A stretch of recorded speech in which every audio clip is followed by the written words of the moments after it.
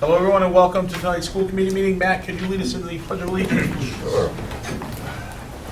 I pledge allegiance to the flag of the United States of America and to the republic for which it stands, one nation, under God, indivisible, with liberty and justice for all. We have a consent agenda, the minutes from April 4th, 2019, as well as April 10th, 2019, and oath to bills and payroll. Make a motion to approve the consent agenda as read. Seconded. Motion made and seconded. Is there any discussion on the consent agenda? Hearing none. All those in favor? Aye. Opposed? There are two opportunities in the meeting for input from interested citizens, one now and one at the end of the meeting. If there are any interested citizens who would like to speak before the school committee, please go to the podium. Seeing none, we'll move right into recognition. Dr. Clenchey? Sure. This is our fifth year of offering the Excellence in Teaching Award to a teacher in each of our schools. And what we look for is teachers who embody our core values and whose dedication inspires a love of learning.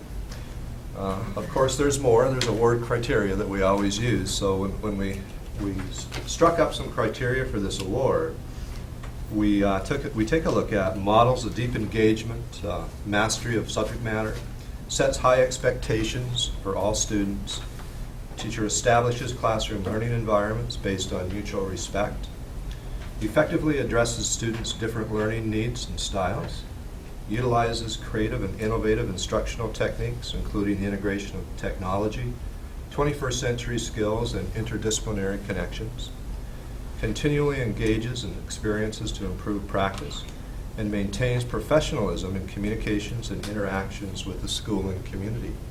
A tall order, but we have many, many teachers within our district that meet those criteria every single day of the school year.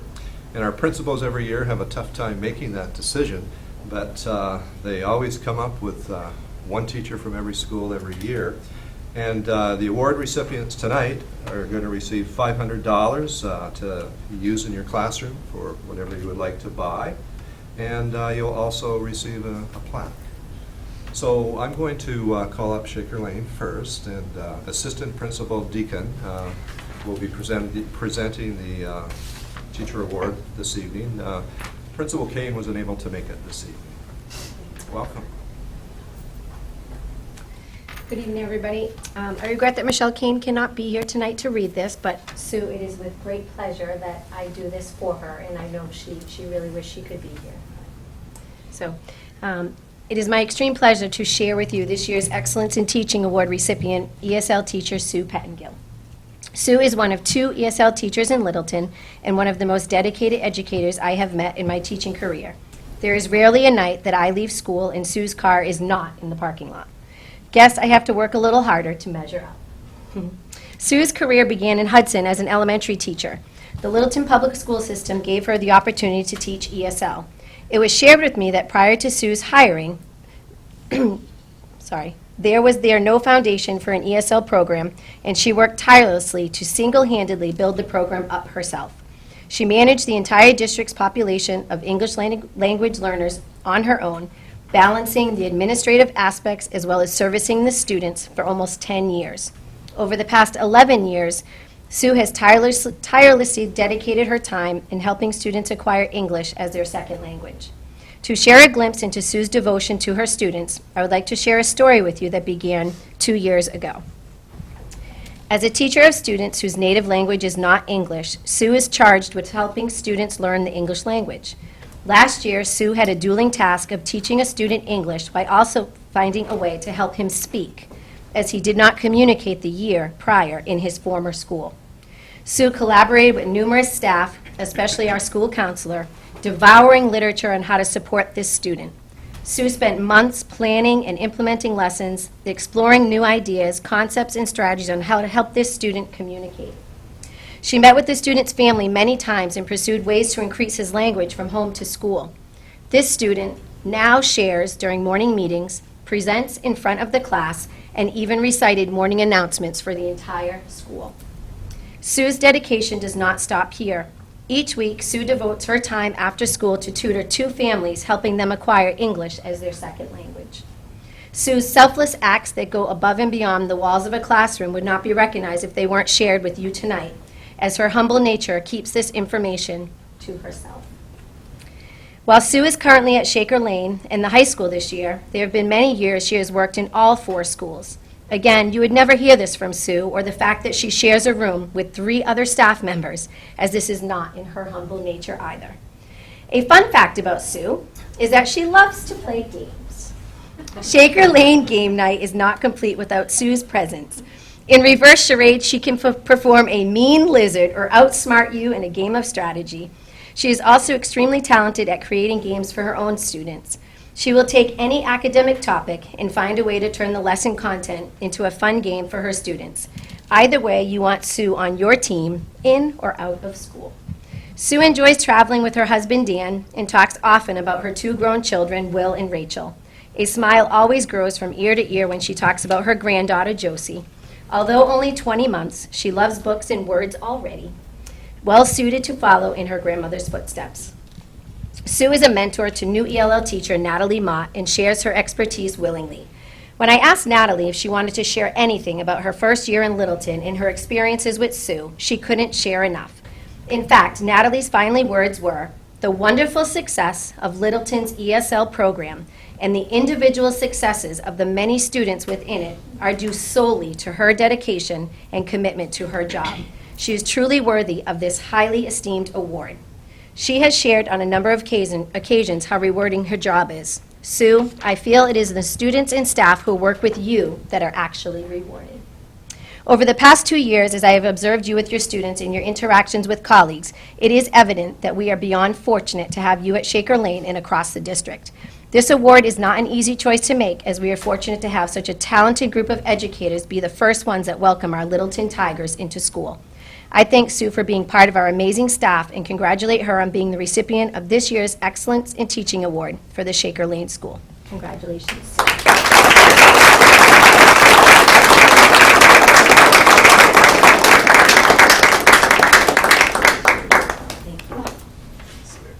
And we're going to take a picture as well. Would you like to say a few words, Sue? Or? You want to say a few words first? Go ahead. Thought there was a paper in your hand. So I just wanted to say that I'm really grateful for this recognition. Thank you to Rebecca for your kind words, and to Michelle for writing most of those kind words. And I wanted to say thank you to my colleagues. I'm really lucky to be surrounded by so many dedicated, talented, compassionate educators who themselves deserve this award. Their support and collegiality bolster me on the difficult days and lift me higher on the best days. I love my job, my students, and their families. I feel so fortunate to have a job that I can invest myself in, one that is both purposeful and fulfilling. Littleton Public Schools gave me my first job teaching English language learners 11 years ago now, and I felt like I found my niche ever since then. Thanks for giving me the opportunity to work with such inspirational students and their families, and in such a great community.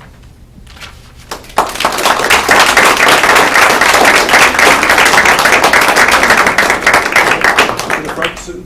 You're going to take a picture. Rebecca. Thank you very much. Sue was our first English language learner teacher in our district. And you have to step here too. It wouldn't be the same without you. And I don't want to put you on the spot, Sue, but how many languages do we have now in our schools? Oh, I would say we have upwards of 10. Yeah. And growing. And growing, yeah, yeah. And it's different every year. I mean, some years we've had maybe 15. Yeah, that's great. And Sue has more offices than any other staff. I can assure you. Yeah, thank you. Here we go. 3, 2, 1. One more. Great, thank you. Please smile here real fast for Michelle. Yes, Yes. Thank you. Thanks. Thanks, Shayna.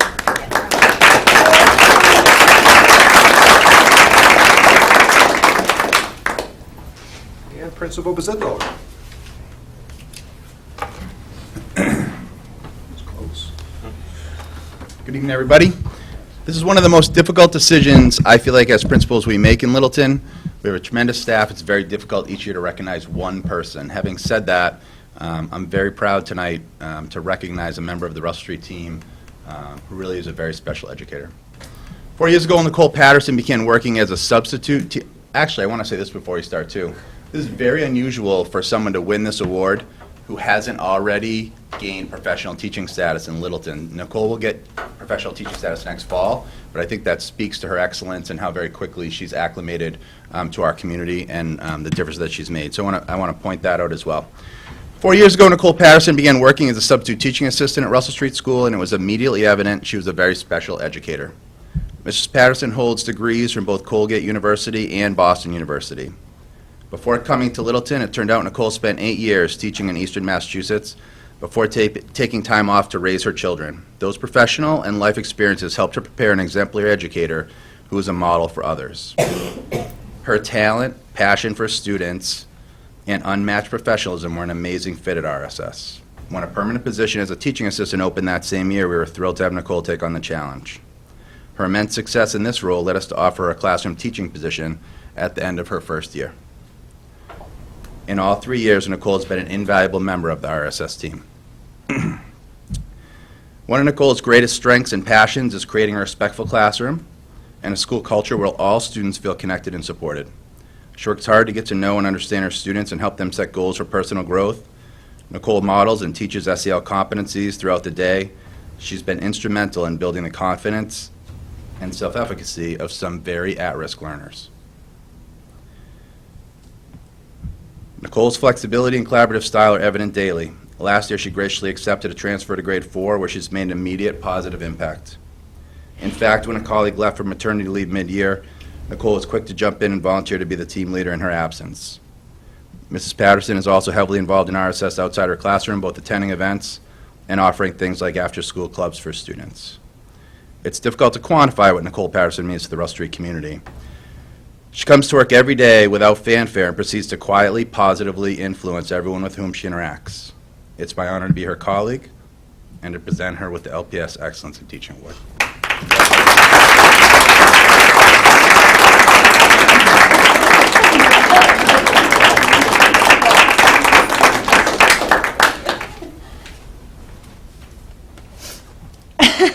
Thank you so much for the Excellence in Teaching Award. I'm very honored and grateful to receive it. I would like to thank Scott for supporting me during my time at Russell Street and for believing in me.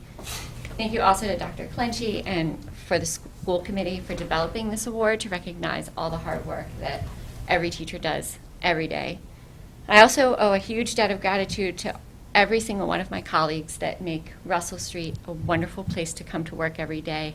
A happy place full of professionalism and dedication, and especially Pat Dolak, who's here tonight, who has been an amazing special education assistant in our classroom this year, helping every student really meet their goals. Finally, I'd like to say thank you to my husband, Ben, and my 2 boys, Mac and Gus, who are here tonight. They are super supportive, and our work as a family team together is what has enabled me to put in the time and the energy to be an effective teacher.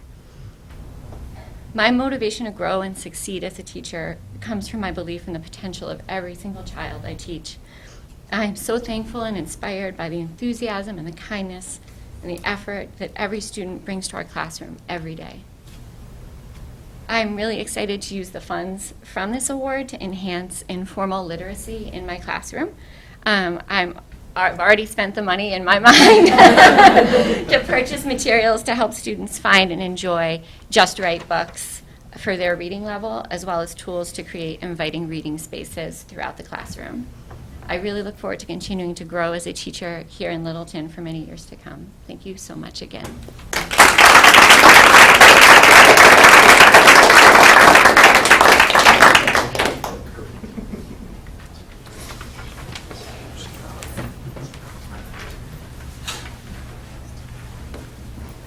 Someone has the red introduction on.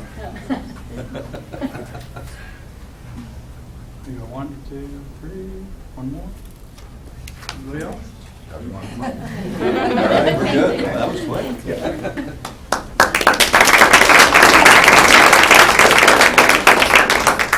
On behalf of the school committee, we congratulate both of this year's recipients from Shaker Lane and Russell Street. We appreciate all the work you guys do, and we know that it is a difficult decision for the administrators to pick out. We never question it. They're the ones that are in there every day, so we're sure they're doing a good job in selecting them. But we know it's a reflection of the overall, and you guys, every speech we've ever heard about this has always gone back to my fellow teachers that I work with. You guys always circle back to each other, and we appreciate hearing that. So congratulations, and it's always a good time of year to have this. We really enjoy it, so thank you.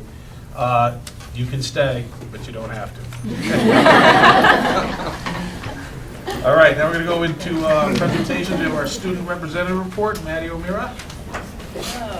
All right, so at the high school, LHS prom is this Saturday. Pictures are at the high school at 4:30, and the actual prom is at Union Station in Worcester at 6 p.m. in case anyone wanted to buy a last-minute ticket, On April 29th, which is next Monday, the Student Academic Recognition Breakfast will take place during AMOD. May 7th is the spring concert for band, chorus, guitar, and jazz band, as well as the art show that night. Middle school, the 7th and 8th grade science fair is taking place right now, actually, in the middle school gym. The PTA-sponsored 6th grade Kids Night Out is taking place tomorrow night.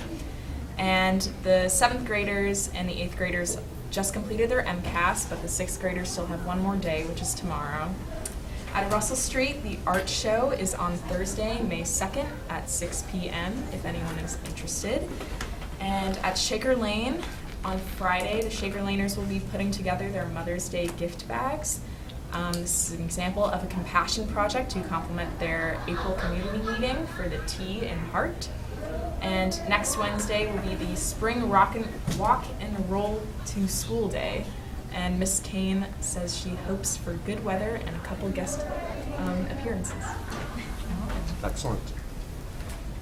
Two other recognitions this evening.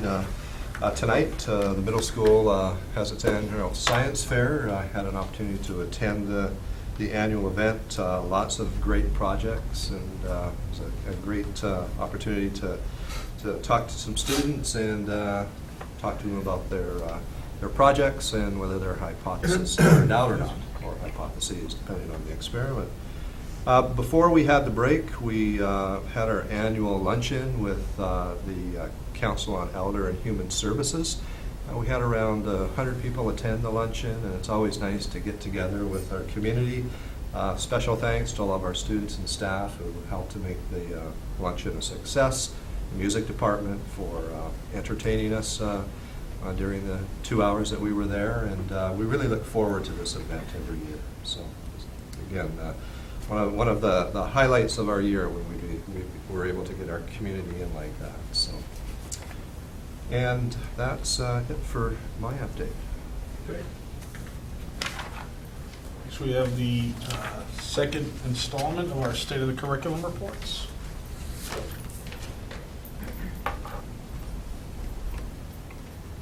Thank you for the second installment this evening. So we have four this evening. We're going to start with health with Meredith Perry, and then we're going to have Beth Morgan do the history and social science, and then Dave Pascucci will do the English language arts, and I will follow it up with a K-8 update for curriculum. So if we could have Mrs. Perry start us off. So you haven't been sitting that long, so I guess I won't make you stand up tonight. keep getting up. I know, I was watching and I was like, that was my plan. We're going to photobomb, so we didn't move. I know. I mean, if you would like to get up, you can feel free. You can do small squats if you want. Okay, so tonight we have the health and phys ed state of the curriculum. Just to give you a quick overview of my department. Casey Taylor is at Shaker Lane. Alexa Carlson is at mostly Russell Street, but also a little bit of Shaker Lane. Trisha Bonacore and Greg Gillette are at the middle school. Mike Lynn, Holly Willette, and myself, we are at the high school. Just to kind of give you an idea of our department. This is K-12. And we are kind of a smaller department, but I like small departments. I like working in this small community. So some of the things that we did this year, our department has really been status quo. We're really in a good place when we're working together, and our curriculum is really in a good place. However, with that being said, the health curriculum is going to be going on a major overhaul. The DESE, that was a tough word, is updating the standards right now. So that's something that we're going to have to adjust in the future. But so far, our curriculum has been skills-based already. Tricia and I, a couple of years ago, kind of went this route. And that's something that we're continuing, and that is the direction that the new standards will be in. So we're actually already ahead of the game on that one. We still use the Signs of Suicide screening program, 7th, 9th, and 12th graders. We still have the field days. Those things, you know, this is a staple that we have in our community, and the kids love it and enjoy it. Russell Street and I believe Shaker Lane participated in the Global Play Day today. I mean, not today, this year. That was February 6th. That's just an event that encourages unstructured play. That's kind of a skill that is kind of being lost because of all of the new skills that we're trying to teach our students. And so just to have a little bit of unstructured play is something that we're trying to bring back. And so that was what Global Play Day is all about. At the middle school, there's a new free curriculum that Tricia and I found. They actually have one at the high school, but Tricia actually was able to implement it, and it's about vaping and juuling, and it's something that I'm going to try to implement before the end of the school year this semester as well. Project Alert with LCAA, which is the Littleton Coalition Against Addiction, and the Littleton Police Department participated in this curriculum. This was a big project that they were able to initiate this year. And then we also work with the fire department for the Safe Schools program, which allows the basic training of CPR for our students in 10th and 12th grade. Other things that we're working on, again, we're constantly aligning our curricula. We don't ever want to be stagnant, so we're constantly talking to each other, seeing what tweaks that if need to be made. And like I said, Tricia and I, for the health education, have moved to skills-based, which again makes us ahead of the game. They should be available this fall. That's the hope. They already started meeting, and they've had meetings monthly since November of this past year. I know that I am very excited about this. The standards that we have are 20 years old, and I mean, there's a lot of changes have been made in the health area since 1999. So, I graduated high school in '98, so just to kind of throw it out there of how old these standards really are. So that's something that I'm really excited about. We also really focus on the transitions and mindfulness. We focus on the students as a whole. We don't just focus on our curricula. I think that that's really important, especially in the health and wellness field. So that's one of the areas that we have found is that transitions are the most difficult for students. So I like to give them a little bit of time when they come into class to kind of get out their chatter. I know that in the middle school that they do 10 minutes of physical activity before they start their health classes, just to kind of get them ready and focused. And we both found that they are more attentive when we need them to be because we allow those mindfulness transitions.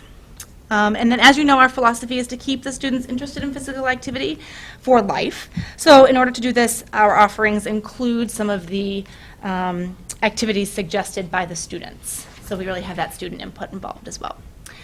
For our professional development, we're always, again, developing our curricula.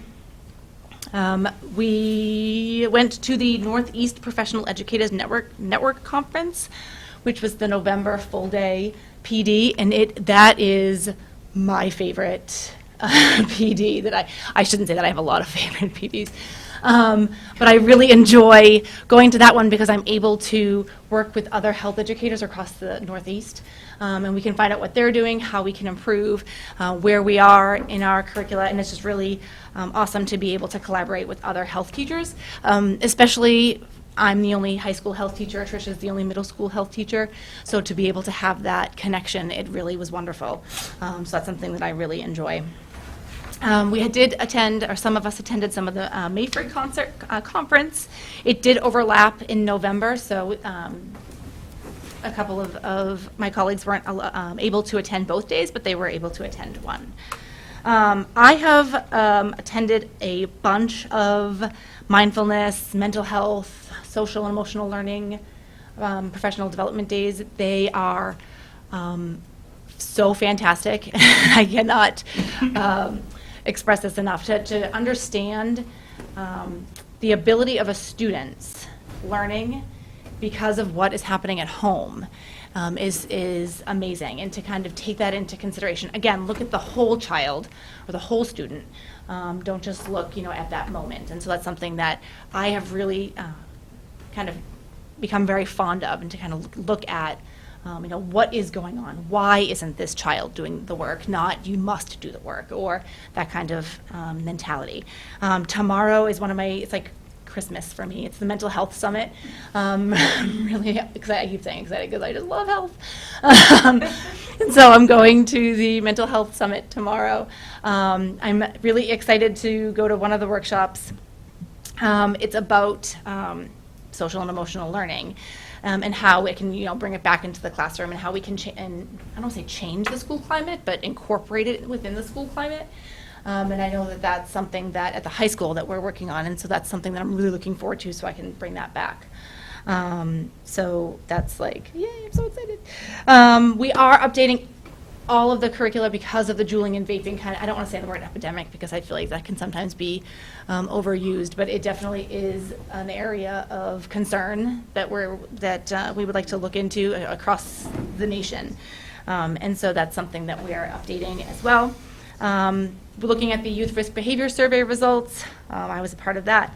And then something that I really found was really fun, the Middle School Unified Arts team recently went to Boda Board. I've never heard of this, but it's I guess it's kind of like the escape room. It's like, yeah, so they work on like team building skills and decision-making, conflict resolution, and so they kind of work together as a team. And so now, because of that, they have become closer, and they are working better. And they were able to do that on one of the early release professional development days, because let's be honest, if we all look at our schedules, when would you be able to get together for 2+ hours with your colleagues if we weren't allowed that time? So to be able to do that, Tricia came back, she was so excited, she was talking about this is amazing, we had so much fun. And so I think that was a really awesome opportunity, and they were really thinking outside of the box, being like, how can we be better educators? And that was something that they found worked for them, and that they have become closer because of it. So it was a really good experience for them. And so just some posters that the middle school had created about this was the Catch My Breath curriculum that went along with that, just so that you can see what was happening along in our department. And then there's just one more too. That was a project alert with the police department. And then the CPR with the Safe Schools. Anybody have any questions? Questions or comments? Yeah, on the vaping there, how pervasive is it becoming in our district? Sort of a shift probably from cigarettes. It's definitely, past. it's up there. I know that there will be more talk of that when we talk about the Youth Risk Behavior Survey results. And I know that that's coming up soon. I don't have the exact data, but I do know that it's something, and we all know that when the perception of risk goes down, that the use goes up. And so because of all of the kudos to the marketing for vaping, because they really pushed this, saying, this is the safer version, this is what you need. And so people are falling for it. So they think it's not harmful. And so that is why that the usage goes up. And that's standard with any risk behavior. It's like not a very good answer, but that's what I got for you. Well, I'm sure we're going to talk. There's going to be more with the Youth Risk Behavior Survey, right? And we're also going to be I can comment too, just at the high school level, because that's where it's probably most common. Certainly, it's throughout the middle school too. We've had an increase in the number of students who have been caught with vapes of different types, but not anything too unusual. But it's there's been We know that just from kids being open and candid with us, that they are, using them outside of school, in school, carrying them with them if they're not actively using them during the day in the restroom. Or it's easy to conceal, it's easy to quickly vape and just not be detected. So we have had faculty presentations on it. We had a little bit of an uptick in suspensions last year due to it. And I think we'll be bringing to the school committee in May a presentation related to a brief update, requests for handbook changes, some of our enforcement rules, more focused on an educational component, less of a punitive approach, because a lot of schools have we did survey schools around about what they do, and it's all over the map in terms of the level of consequence when it comes to Saturday school detention, fines, out-of-school suspensions of different durations. So we want to find a place where it's more of an educational program where we focus on cessation, sort of like we did a few years back. It was very successful in the health, wellness educators collaborated with administrators throughout the state to focus on tobacco cessation. That there was a dramatic decrease in smoking in schools, and particularly in restrooms that you might remember from your own high school days. Doesn't really happen at all in school. So even the possession of tobacco products has declined dramatically in terms of what we're used to in terms of cigarettes. But I wanted to share that because that's something, I hope that will help answer your question. We'll have some data related to suspensions last year at the high school and perhaps at the middle school in terms of how many were actually caught and dealt with from a disciplinary perspective. But we want to propose to the school committee some changes in our language on how we enforce it. So it's a Saturday school. There's an educational component that students are mandated to attend. And I think Westford, I don't know if you know this, Meredith, I think they instituted some type of fine for it. They had it passed through the town side to levy a fine for students. Other schools have done that too, varying degrees of success of, so to help pay for the educational component. So I just wanted to share that and give a little more detail. We actually brought in an expert 2 years ago, invited the police department into the seminar with us, and they brought every possible kind of vaping paraphernalia you could think of. So it allowed us to find out more information about it, and also allowed us to identify the wide array of opportunities kids have to try vaping. So I think that really helped out quite a bit in terms of identification and helping us keep on top of it. Can you explain what Juuling is? It's just a brand name of vaping. It's like the same Marlboro thing, cigarettes. yeah. It's the most popular one. Yeah. How do you know? I like that. She reads a lot. Yes. She listened to the presentation. She took my class. No, I'm just kidding. Years ago. I don't think it was invented. All right. Any other questions or comments? Thank you. All right, thank you, Meredith. Thank you, guys.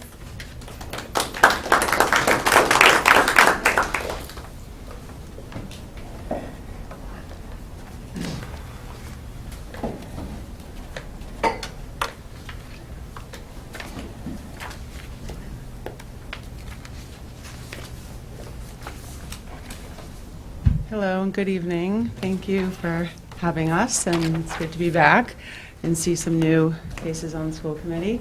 I am Beth Morgan, 6 to 12 History and Social Science Curriculum Coordinator, and this is just my opening slide, Machu Picchu.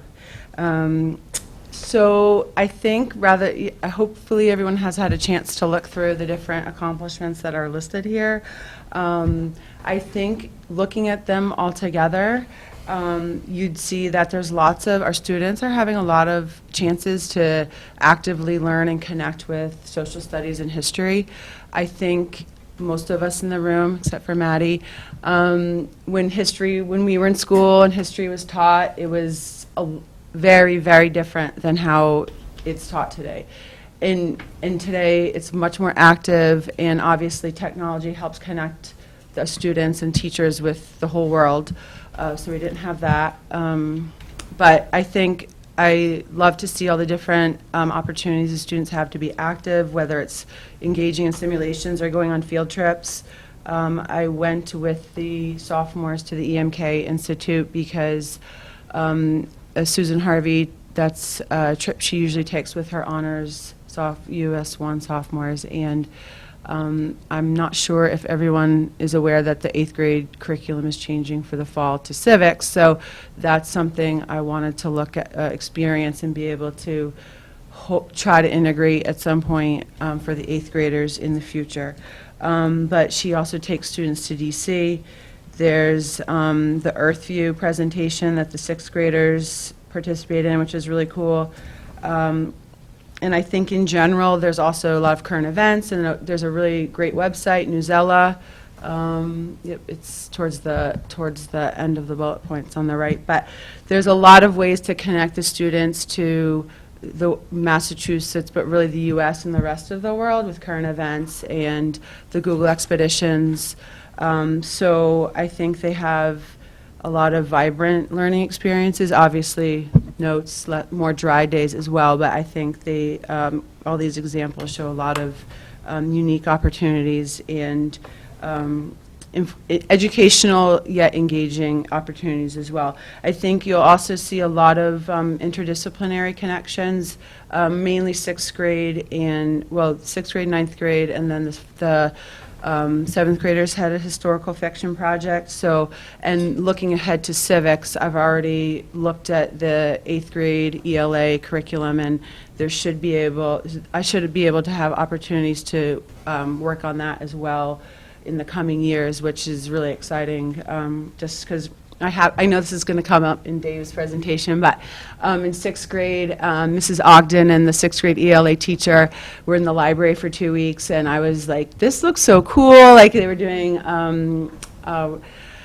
with the breadwinner, an interdisciplinary unit, and then I talked to my 8th grade colleague, and I was like, I think we should do that. So I think that, like was mentioned with the award recipients before our presentations, like there's a lot of learning from each other, and we're lucky in Littleton. Our schools are so small, it's easy to access your colleagues, and with the PD days, it's really more feasible to create projects that are interdisciplinary in that last 2 weeks. I mean, it takes a lot of planning and time to figure that out. So, so I think some of our teachers are already doing it. Hopefully we can continue to do it and do more of it. And then lastly, for the accomplishments, I think there's a lot of practical skills the kids are learning. So, and this isn't on here, but I have some extra information, but like economics students have practiced financial literacy skills with simulations, such as filing taxes, creating a budget, taking out a loan, and monitoring credit scores. All very, very important things that I think, at least I learned the hard way as a young adult. So hopefully we can help our students.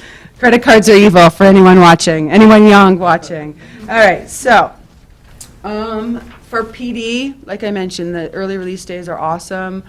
We're really fortunate to have those. I've been looking at the civics curriculum a lot because it's a total change for 8th grade. So I personally have spent a lot of time on that. And then we have I think our department puts to good use the $2,000 that's in our contract, which is I've never heard of another district, or I know a lot of teachers, and I've never heard of anything like that. And so I think we put it to good use with classes and conferences. So thank you, and I hope that continues.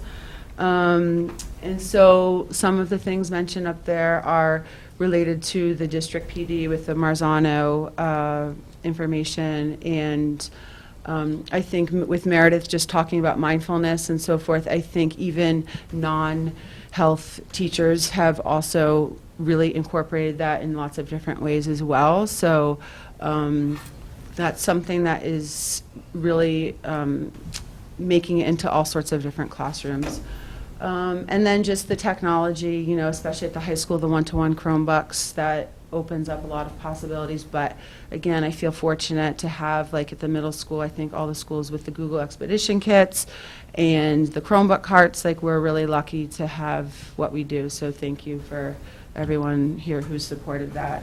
Then the last slides show our learning in action. So I've mentioned some of them.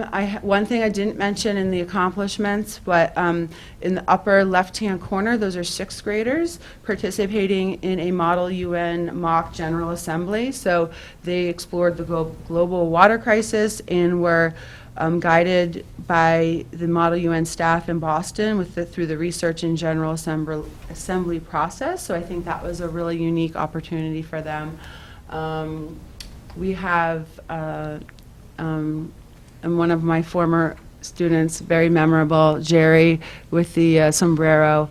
Those were, I think, preparing for Lincoln Douglas debates. We have the EMK Institute field trip on the lower left. There was, I don't have it in my notes, but the lower right was like a Skype, Flipgrid or Skype, maybe Flipgrid with some students in Vietnam. I think I got it off Twitter, and then I forgot to write notes on it. But anyway, still really what I think is really cool, and I think more people would like history if it was taught this way a long time ago. But oh well. So then the last slide, more pictures. We have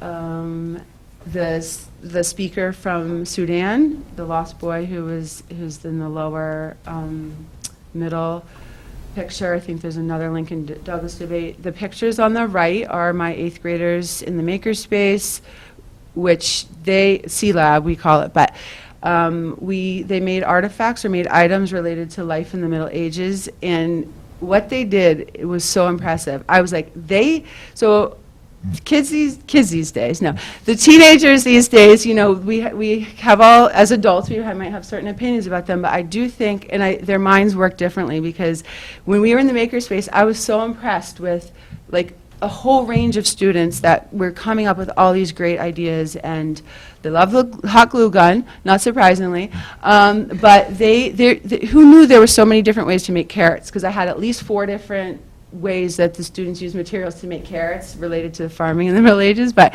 it was great. I loved it, and it's a little bit controlled chaos, but they did a great job, and I think they enjoyed that. So we enjoyed that, and then I forget the lower. I took a lot of these from Twitter and then sorry, I didn't take all the notes. I also do not know how I missed this, but I also want to mention how great the cross-district tech PD was, especially the meeting with the other departments, the other history and social studies teachers from Air Shirley and Harvard. Like it's hard in Littleton, I think, and I've only taught in Littleton, so to do it all on your own. So we're all especially at the middle school, we're the 8th grade history teacher or geography teacher, so it's good to get together. And you don't know how common is my experience in Littleton or as a teacher here, and it's good to be able to hear that other districts, especially in the transition to the civics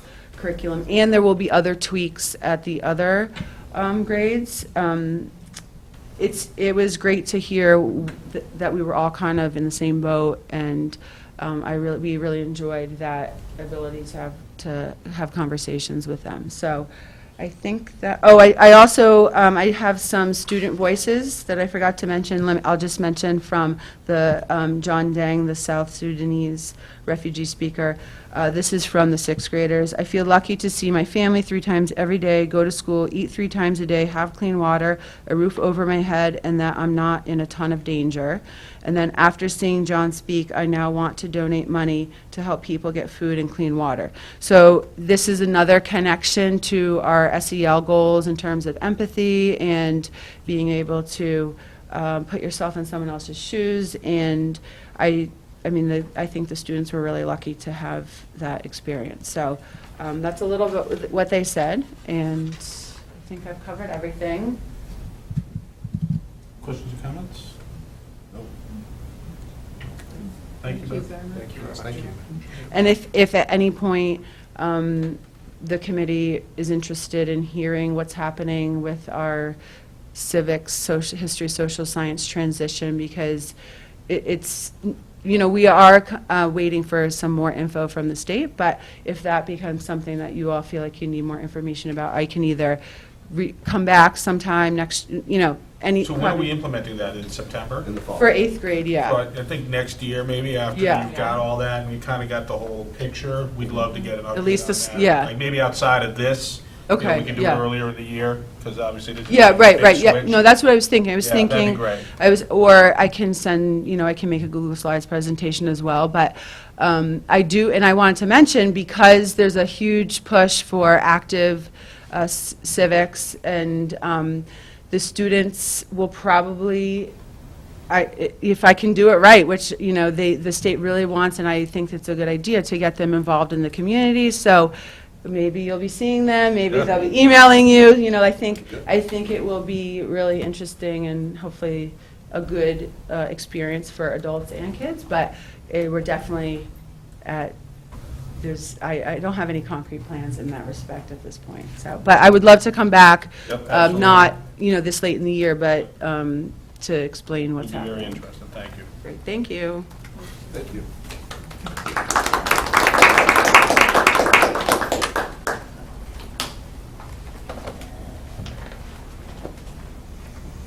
Scooch, just before you get going. Yes. How many days a year do you wear that jacket? I'm Well, curious.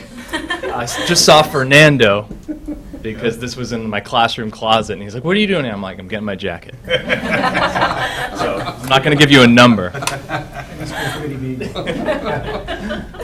So I am here representing the ELA department. So thank you. You can see one picture up here. This happened not too long ago. We had a stage production. We had a Shakespeare theater group, professional group come. I'm going to talk about that later. But that was the opening shot. And students, about 40 to 50 students were able to volunteer to participate in like an acting workshop, 9 through 12. And we've done this for 2 years now, and it's been a wild success. It's really great to see kids in different groups, different setting, really kind of shine in a way that's different than the traditional classroom. So I want to lead off with that, and it's just something that happened recently that was really, I think, a high point for our department and the school. Some highlights and accomplishments. I have the 2018 MCAS scores. I'll talk a little bit about the major shift for ELA and other departments as well for the MCAS. But again, we've done well. We're growing where there's not a whole lot of room to grow or improve when it comes to the ELA MCAS. So we're proud of maintaining great scores, and we're hoping to maintain great scores with some of the significant changes in the MCAS. So we've successfully launched and administered the new platform. We had a lot of support because there's the technology component, which is, sometimes I use the word tricknology, but we had that component, and then you have the content component. And we had a lot of support from administration as well as the tech department to sort of do a test trial and do some preparation because the kids were not that worried about the technology, but we wanted to be sure everything would go smoothly, and it did. So that was a success, and it's something that is a little nerve-wracking when you're dealing with something for the first time on a state level, and you're relying on technology. So that was great. We I think we the students did great, and everything went smoothly. So I was glad when that was accomplished. A few highlights. There's lots, but a couple. We had a New York Times editorial cartoon winner, which is awesome. And so students could basically draw and caption their own cartoon. So students of various artistic abilities as well, because it wasn't just the visuals, also some of the clever turns of phrase and words. So there was a nice combination of the visual and the writing part. And so this junior, Krita Sharma, won on a mass scale. That's a big contest. So that was something that we were quite impressed with, and she earned some extra credit as well for class. Recently, students started an online newspaper, LHS Press. The publication features student writing that was submitted to English teachers curricular and extracurricular assignments. So for example, in my classroom, it's Poetry Month. So I have students do a lot of poetry this time of year. We study poetry, we recite poetry, and also students have the opportunity to write their own poetry, and they can submit it to LH Press, and then a couple of teachers will sort of vet some of the best and publish some of the strongest poems. And, you know, again, it's always great to, you know, earn high marks for a grade, for an assignment from your teacher, but it's always great to, you know, put it out there, get it published, so a kid can say, hey, yeah, I got something published. That's quite the accomplishment. So we always want to encourage students to try to get their work out there. And then another tradition that is new, but it's something we're building on, and we really we think we're going to keep around for years to come, is we've continued dedicating a week for individual college essay conferences. The feedback's been positive from students and parents. So basically, students can sit down, get some personalized feedback, and it's with a teacher, but it's not exactly in the traditional classroom setting. So you could be meeting with a former teacher. You could be working with someone who perhaps you've not worked with before necessarily. So you know, you're really conferencing with like someone who is coming with a fresh set of eyes, is going to give you an honest opinion, and it's usually something that students are quite motivated to do well on, but there's some there's some trepidation, because it's sort of the realization that, oh yeah, I gotta do this, and I have to prepare a strong writing piece for college. And usually students are quite proud of their finished product, but I think they realize how hard it is to write a strong essay, especially when it's supposed to represent you and you have a pretty tight limit. So we're continuing with that because it's been successful. It's a lot of work, but I think it pays off for everyone, families, students obviously, but even teachers. We get to sort of have a little bit of that individualized time and not have to worry about, you know, when the bell's ringing. So again, it's a little bit outside of the traditional academic model. So we're sticking with that, and we're proud of it. Beth did mention this, but wanted to highlight this because Diane Tricana shared this slide with me when I talked to her about it, so she was quite proud of it. So 6th grade teachers, Mrs. Tricana and Ms. Ogden, collaborated, planned, and co-taught the novel The Breadwinner and the History and Geography of Afghanistan. This was a highly engaging unit that fostered critical thinking, empathy, discussion, and project-based learning. One of the simplest ways, but important ways to get started with understanding literature or understanding any work of art is often understanding, like, what is the context, and if we're reading a novel, oftentimes what's the setting. You know, those are sort of like two of the things that can kind of get glossed over. But if you have a deep understanding of context and setting, where, when, that can really, I think, allow you to move beyond just plot and helps you to get a deeper appreciation of character and some of the nuances of a text. So that's something they're proud of, and it's one example of some real specific collaboration, but there's a lot of other collaboration that's not quite that specific, but this is one where 2 weeks are blocked out and it's dedicated to co-teaching, team teaching model, and the students enjoy it and they're getting more used to it. Again, it's a lot of work, but again, it's a good payoff at the end. So again, with the theme of being active, interacting, literally grasping a concept, students collaborated, planned, and created interactive boards depicting major themes, characters, and events from The Breadwinner, while incorporating what they learned about the history and geography of Afghanistan. So again, having a product that is a tangible sort of representation of understanding was one of the objectives for that. So you can see just one example of some of the student-created projects there. And then I mentioned this at the start, but the Hamlet production and acting workshop, the Massachusetts-based Shakespeare and Company presented a production of Hamlet to the entire school as part of their tour. They presented Othello last year, which was successful. This year, I think, was successful as well, and so it's something we look forward to maybe not doing every single year, but doing something again in the future, because it's really it's a unique opportunity that we were glad to have and to have the funding for.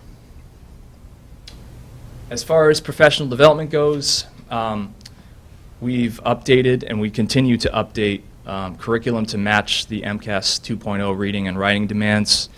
For example, my department yesterday, some members of my department, we were working on basically coming up with practice tests. So there's not a lot of materials out there for the new format. For ELA, one of the major shifts is there's no longer the long composition essay. So now that's changed. There's a lot more open responses and different types of responses. So we are developing some new writing prompts because there's not that many materials out there yet. So we're kind of creating that, trying to make it authentic too. So using a text that perhaps we've used in the past and developing it. So for example, one thing we're working on is many freshmen read the Odyssey.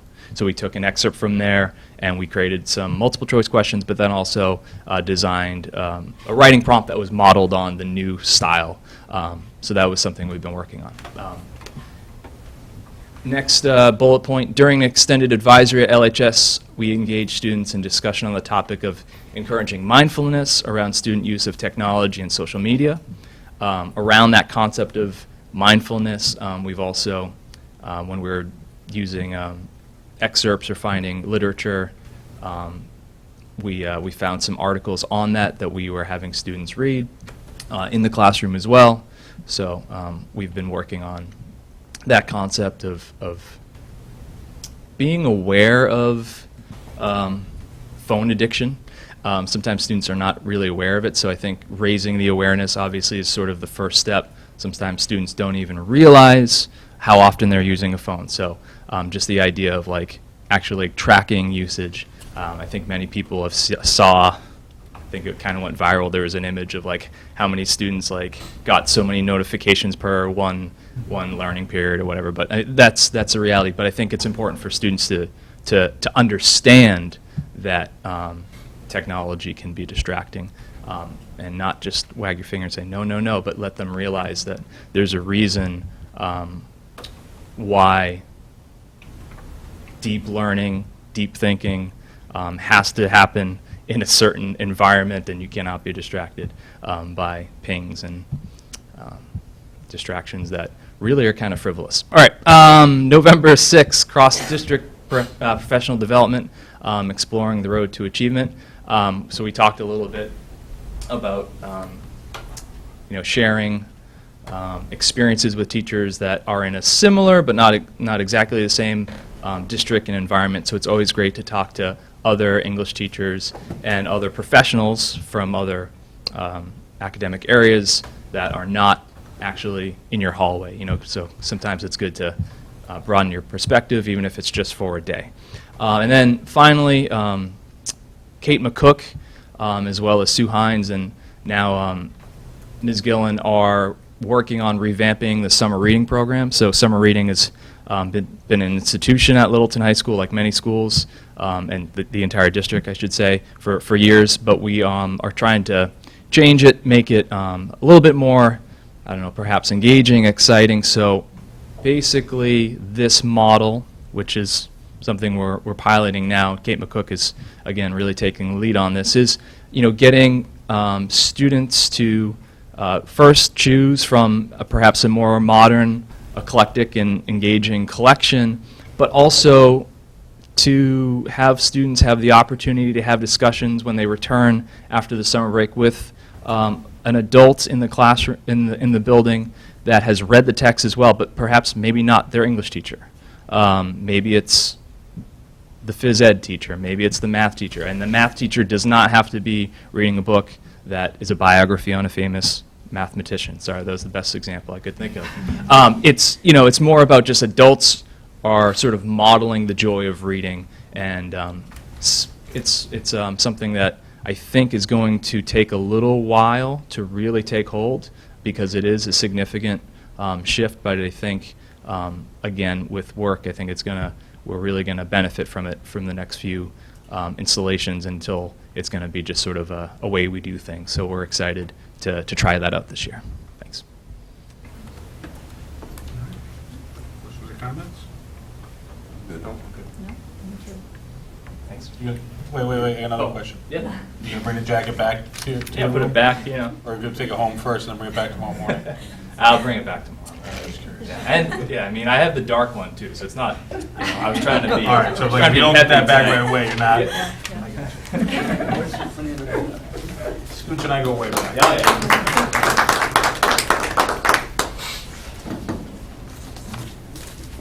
I feel like I should have had Meredith not present first. She needs to present now to get Yeah, us all like exactly. up and moving after a couple of presentations. So I'm not offended in any way, shape, or form if you need to, get some blood flowing and stretch your legs or anything of that sort.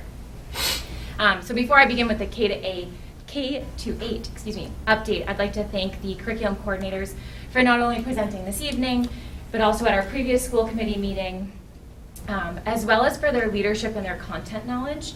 Our schools, classes, and students are able to take risks, challenge themselves, and progress forward under their guidance, as well as from your support as the school committee. So thank you to you and to them. I'm happy to be here tonight to present the K-8 curriculum update.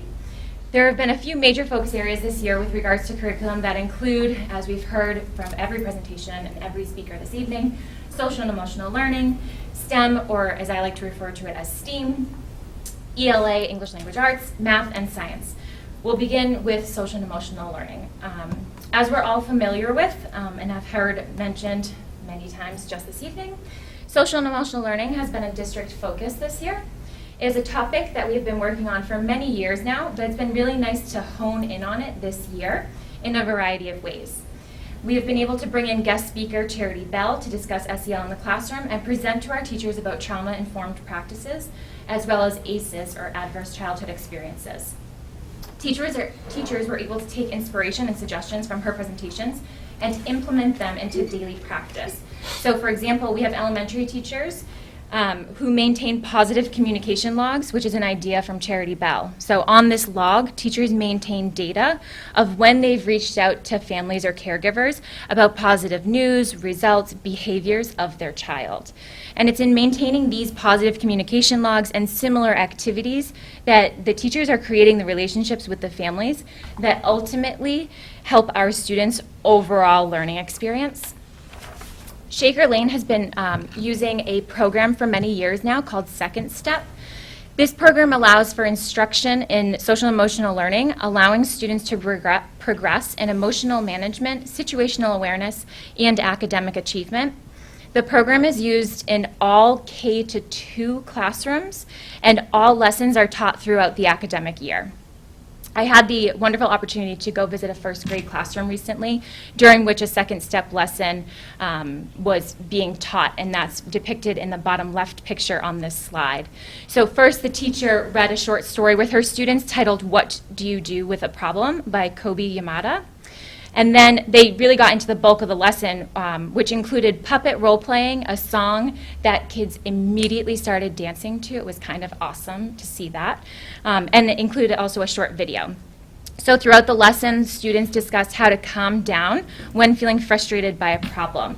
They discussed many strategies, including belly breathing, counting to 10, and balloon breathing. Additionally, they discussed the steps to solving a problem. What, in my opinion, furthers these second step lessons is that our teachers connect the skills that are taught in the lesson to the real world. So for example, on the day that I visited this first grade classroom, the students generated a list of problems that they could encounter in school, like when someone steals the ball from them during recess, or when someone may not be playing nice on the playground. The full list is actually the upper right photo that they came up with. And so from this list, the students then picked a problem and discussed the proper steps of what to do when that problem occurs to them. And they used the 1, 2, 3 guide, that's the bottom right picture. So it was really nice to see such a cohesive and authentic lesson for our students, which is why I'm particularly happy to say that after piloting second step lessons at Russell Street School, Russell Street School has decided to also adopt the second step program school-wide. And so therefore, we will have grades 3 through 5 implementing second step fully next year, which then means that we have all grades K through 5 using this program that really helps build a strong foundation for the lifelong learning of our students. And so we're very happy about that. In addition to the Second Step program and having presentations by Charity Bell, we've also purchased 2 powerful resources for every teacher. The first is a book by Robert Marzano titled The New Art and Science of Teaching. The cover of this book is the top left picture on this slide. We've worked really closely with the Marzano Institute this year to provide professional development for teachers and administrators through in-person trainings as well as webinars. The second resource is a book by William Rebus, Deborah Brady, and Jane Harden titled Social and Emotional Learning in the Classroom, and that's the red book title that you see next to the Marzano book. Staff have used these books throughout the year in order to learn and create daily, weekly, and monthly practices to teach the 5 social and emotional learning competencies to each student. And you can see specific practices that are being used on this slide. So in the bottom left photo, you see a slip of paper that actually came from a first grade math class. And I hope Mrs. Sawasik doesn't mind I'm putting her on the spot. It came from her math class, which was a really enjoyable experience. It happened to be the February 14th Valentine's Day lesson that she invited me in to see, and it was a great experience. And so during this lesson, they had many choices in what activity that they would do in order to practice their math skills. And students on that little piece of paper checked off which choices they made, and then also she asked them to write a brief reflection of that day's math lesson. And I love that reflection that's on that paper. It says, "I love this kind of math." And I think that just really speaks volumes to us as teachers, as educators, about the power and the need to have that student voice and choice in the class. The student loved that because they got to pick what to do and what order to do it. And so they felt empowered during that lesson. And so I really appreciated seeing that in your class, Mrs. Swasik. In the next photo, you see short messages written on heart stickies. So this teacher was really inspired to write each kid a note about why they are great, and she continues to put more stickies on students' desks if she thinks that they need an extra boost of positivity. That is just wonderful, the fact that we have students walking in the morning and seeing this little sticky with a personalized note from their teacher. That starts them off on just the right foot for the day, so it's great to see that. On those same desks, you'll see I can statements that the teacher and student agreed to work on, such as I can keep my desk neat and organized, and I can be an active listener. Next to this picture, to the right of it, you see a student's lesson reflection, which is a strategy from the Marzano text about reflecting on learning. Above these 2 pictures, you see a goal-setting sheet. This teacher works with every student to set weekly goals. And like this one, was to get most, what the student wrote was to get most of the spelling words right. What is also really awesome about this is that the student also needs to think about how they will look and feel when they've accomplished and achieved that goal. And so you can see the student drew herself with the expression of yay. So she knows how she's going to feel, which makes her want to put maybe a little bit more work into achieving that goal. The 2 pictures to the right show how each art class begins at Russell Street School. The students enter the classroom and have 5 minutes to simply doodle. They take out a sticky note that's on the table, grab a pencil or writing utensil, and they have 5 minutes to sit there and doodle quietly. So they're able to calm their bodies, clear their minds, and really get the creative juices flowing. And so this is really a transformative exercise. I've been able to observe it in multiple classes in grades 3 and 4. And it really changes the learning environment because it allows the students to take that time to quietly and independently check in with themselves to see how they're doing and how they're feeling in that moment. And this is a really important social and emotional skill that takes practice. And so these students are getting that practice every time they go into art, which is really awesome. There are so many more examples of social and emotional learning happening in our K-5 classrooms. And it's hard to pick which ones to show all of you, but these are just a sampling of what we have. So it's really exciting to see the transformation that these changes are already enacting, and I look forward to seeing the progress and to really see the longer-term impact that these social and emotional learning lessons are having on our students. So as previously mentioned, STEAM has been a curriculum focus this year at the K-5 level as well. The think tank continues to be an established makerspace at the Russell Street School, allowing students to create, build, think critically, problem solve, and share through digital citizenship lessons, coding, robotics, and a variety of other instruments and tools. This year, we opened Shakey's Imagitorium, which is the makerspace at Shaker Lane, allowing for the same experiences for our K-2 students. Additionally, this year we were able to hire a K-5 STEM instructional support specialist who works closely with all teachers interested in visiting the makerspaces or collaborating on a STEAM project. The 3 pictures furthest right on this slide portray an awesome STEAM project that the STEM instructional support specialist collaborated with the music teacher at Russell Street School. And so for this project, students paired up with a partner to create an instrument with recyclable materials. And so you can see they used cardboard, some used different cups, boxes, and so they then used a program called Scratch to code a pentatonic scale that they then could play through their instrument using Makey Makey, which is the device that has all the cords sticking out and connecting their instrument to the Chromebook. And so this was just a great project that allows students to be extremely creative while also generating their own product. And so the students had a blast creating and playing these instruments and were able to seamlessly blend technology into their music class, which was really impressive to see. Another great collaborative project that is currently happening at the moment is a collaboration between our STEM instructional support specialist and the Russell Street School art teacher. And so students created clay cupcakes that they placed in the kiln, and they're going to put them on display for the art show, which is next Thursday, May 2nd at Russell Street from 6 to 7:30. Little plug for the art show at Russell Street if you're interested. However, the students are actually creating an AR or an augmented reality experience with these cupcakes. And so what they're doing is they're using iPads to record a short reflection about their artwork.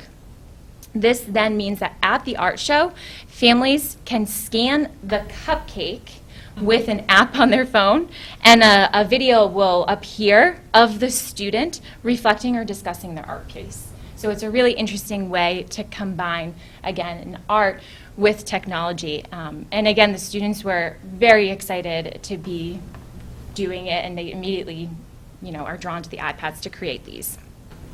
So these are just 2 of the many collaborative STEAM projects that are happening at the K-5 level. In addition to these innovative projects, students are also learning what it means to be a good digital citizen.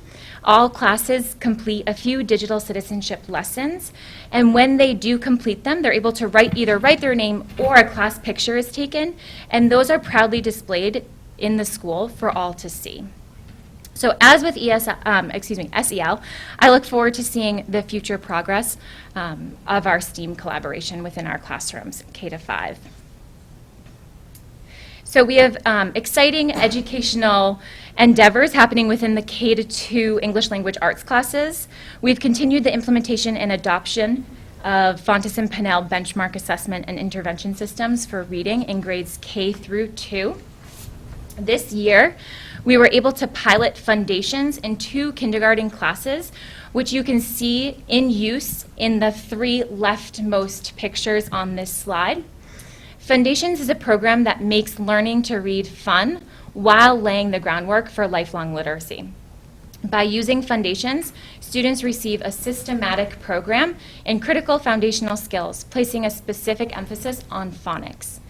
The pilot has gone really well this year, and we're looking forward to a full implementation of this program in all kindergarten and grade 1 classrooms next year, with the plan to add grade 2 classrooms the following year after that. We continue to strive to improve student literacy skills by meeting students where they currently are. And so this is done by using a variety of tools and techniques, such as Raz Kids, Boom Decks, both seen in the upper right pictures, as well as choosing varied reading materials for each student. So as Mrs. Patterson earlier, when she was discussing tonight, she said that she had already planned on spending her money and for literacy and for using that money to buy books that are just right books for her students. And so this is kind of the idea, and you can see a student classroom library in the bottom middle picture. And in that picture, the books are organized by letters, and each letter representing a reading level. And so students are able to choose books that are of interest to them, but within their reading ability. And so teachers continue to build these classroom libraries of leveled readers. As we know, Mrs. Patterson's 4th grade class is going to be expanding her library as well very soon in order to supplement the current ELA program offerings. Moving on to English language arts at the 3 to 8 level, the major focus this year was the implementation of the ANSWER protocol or writing routine. All staff in grades 3 through 8 had trainings completed by the Keys to Literacy organization. In this writing routine, students are encouraged to analyze the prompt, note take, select evidence, write, edit, and revise. Many teachers previously used the TEAC approach, which stands for Topic Evidence Analysis Conclusion. And teachers have found that this previous approach really fits nicely within the ANSWER routine. And so many teachers that I've spoken with have informed me that they've seen an improvement by using this new approach. And students are also finding the routine really helpful. In the middle picture, you see a group of 6th graders working together to write a response using the ANSWER routine. I spoke with this group of students who told me that this new routine is helpful because it gave them a starting point. And one student within that group, bless you, one student within that group even said, and I quote here, "Otherwise, I would be sitting here wondering what I'm supposed to do." And so she was really happy to be able to have this structure that the teacher was using in order to be able to write a response to the question. This was the first year that the ANSWER routine was implemented in grades 3 through 8. And each year moving forward, we look forward to seeing more progress with regards to students' writing skills by using this approach. With regards to math, our K-5 classes continue to have the primary resource of Everyday Math, which is a comprehensive math program that is aligned with the Common Core state standards, in which the spiral curriculum continuously reinforces abstract math concepts through concrete real-world applications. While Everyday Math provides our staff with many resources, it also allows for flexibility and creativity in that teachers can create and use teacher-generated materials and lessons. So for example, just before April vacation, I was walking through Russell Street and I happened to see 5th grade students who were finishing up a hiking trail map project for which they had to measure out, draw, and label a variety of objects on a hiking trail map. The students were really enjoying the project, and it clearly was teaching to the math standard topic of measurement and development, but it really allowed for some freedom from the students as to how they were going to approach creating and drawing their map. So in addition to the Everyday Math resource, our teachers continue to use Dreambox Learning, which is an adaptive online math program. This program is used in classroom centers, is mostly used in classroom centers where students can work independently and at their own level, since it is adaptive to each student. For science, our K-5 classes continue to adopt and implement the FOSS, or the Full Option Science System program. This program features an incorporation of next-generation science standards in alignment with the 2016 Massachusetts framework, an explicit integration of scientific and engineering practices in instruction, and active learning experiences that use technology and integrate reading and writing. The chart here on the bottom of this slide shows the 3 major thematic units that each grade level covers, 1 unit for each of the 3 domains of science of life, physical, and earth. The units in blue are a new unit. The units in green are the ones that have moved or shifted from a different grade level. And the units in the black are the ones that have continued or have had only minor updates. And so with the conclusion of this school year, our K-5 classes will have completely adapted to this updated model of FOSS. Our 4th grade teachers have been really working diligently this spring to incorporate the new unit of soils, rocks, and landforms. A few weeks ago, I was able to observe a lesson in which students did an experiment to notice erosion and deposition. And students, like any good scientist, first predicted what they were going to observe and then took notes of actual observations as they poured water into a container and watched as the water rushed through a buildup of sand representing rock. And it was a great way for students to be actively involved in their learning. As I mentioned previously, there's so much going on at our elementary levels. It's hard to capture everything, so I just give you a little sampling, but there's plenty of other really awesome things happening in our elementary schools. And as for our curricula and curricular resources, we will continue to review, adapt, and change as needed so that we're able to continue to meet the diverse needs of all of our students.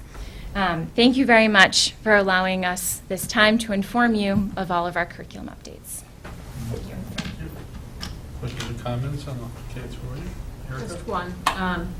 So is there a set literacy curriculum that you follow? And what Yeah, is so it? our primary resource for the ELA literacy is Journeys. Okay.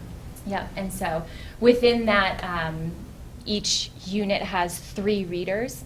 And what our teachers are finding is that sometimes we have students who are above those 3, who are below those 3, who really kind of mix in between those 3, which is why we're trying to supplement that with leveled readers that are appropriate and hitting the student right where they're at in order to help them boost up to the next level. And does that have a writing component with it, or is that just reading? The Journeys is specific to reading. It does have some aspects where our teachers are able to incorporate some writing into it, but it really, the major focus of that primary resource right now in the way that we have it is for reading. So is there a writing program, or is that just based on standards and every teacher does their own thing? So writing is something that we are going to be really diving into next year and planning and looking at all different sorts. So previously, historically, we've used a variety of different, and I don't want to pinpoint one because I historically am not positive, so I don't want to say exactly which one. And so now I think we have a little bit of a mix of different strategies or writing routines happening.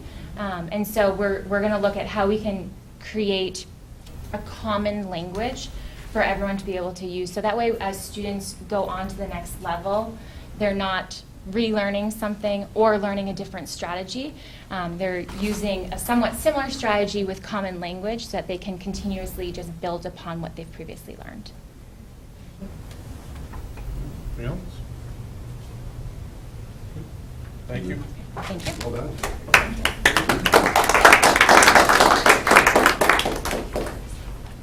All right, we got a financial update. Yes, there is, good evening. There is a year-to-date budget expenditure report in your packet. These are expenses expended and encumbered through the end of April 2019, so it's pretty up-to-date at this point in time. No surprises here, we're on target. If you look at this and you look, just as a way of explanation again, if you look at the report and you look at the, scroll this over, and you look at the percent used where the report says we're at 61%. If you think about this logically, 9 months of the year, we should be 3/4 of the way through. And again, just a reminder, we have teacher salary that we encumber at the end of the year and we pay all through the summer. And that's a significant chunk of funds that we encumber and we pay that out over the summer. So, and that is a big factor in why that percentage appears a little low. But we're right on target. No big surprises, no real worries at this point in time. We're continuing to track expenses. We're continuing to look for efficiencies within the budget, even this late in the season, in the year. And yeah, I'd be glad to answer any questions. All right. Question or comment?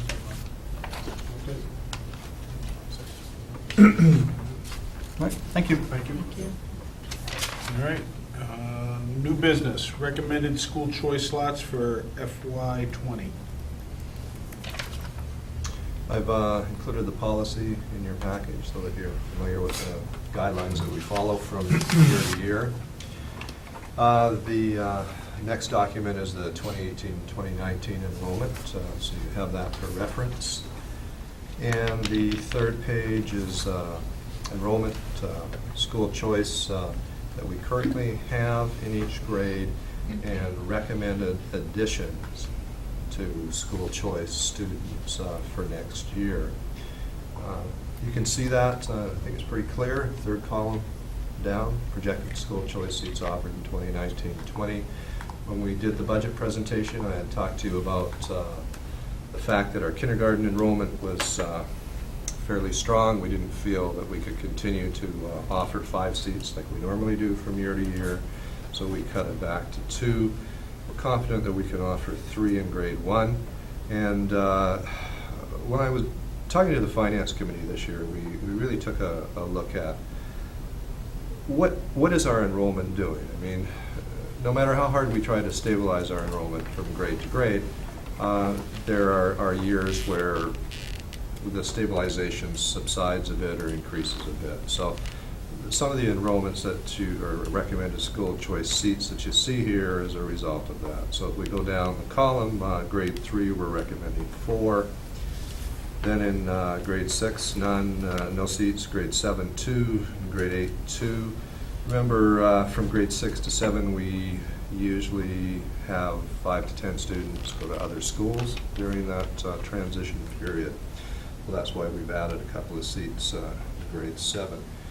Our high school is dipping in enrollment a bit for the next couple of years, so we felt confident we could offer 6 in 9, 6 seats in 10, 5 in 11, and 5 in 12. We could have offered more, but we want to be cautious and make sure that we're able to maintain the integrity of the structure that we have within our high school. So we felt comfortable doing that. Please don't think that all those seats are going to be filled. The likelihood of that happening isn't very high. What we're hopefully going to do is stabilize school choice for another year. Certainly not going to guarantee that's going to happen for this next year, as I've talked to you about a number of times. We have 11 students, school choice students, graduating grade 12 this year. So what normally happens if you can counterbalance the school choice students graduating out of high school, you can maintain your school choice enrollment. The minute you can't do that, you're scrambling a bit to figure out how you can help stabilize school choice. But at the same time, people are anxious to start school choice when their students are beginning school, and then we have other opportunities along the way. There are entry points, so to speak, for lack of a better phrase, and they sometimes dwindle as our grades escalate in terms of numbers. So I'm not even going to give you a prediction at this point in time because there's just too much that we don't know about. Questions about the recommendation? I was just curious, at this point last year, I should have looked back. How many projected do we have? Anyone know? 4. Just for the total number of school choice. Well, if you go the page above, we have 75 this year. But that's assuming not all the seats we projected got filled in, Yeah, right? so we have 75 filled, but how many were Right. offered How many last were- year? Oh, how many were offered? Yeah. I don't Oh, remember that. again, I can't remember. Probably between 80 to 85. Okay. So it's still an increase, you think, from Yeah, seats offered last year? Right. The major increase is the dip in enrollment. that we're going to experience in our high school for the next couple of years, and then that enrollment's going to pick up again as class sizes in middle school hit the high school. Well, so this year, the current students enrolled are 1653, and then projected next year, it's like 50 higher than that. I wouldn't say that's projected. That's the max that it could get to if we fill Right. every school choice Right, okay, seat. yeah. Right. But I think we're fairly confident that that's never happened. So, I mean, I guess what I'm trying to get at, how likely is it that we'll have 50 more, or,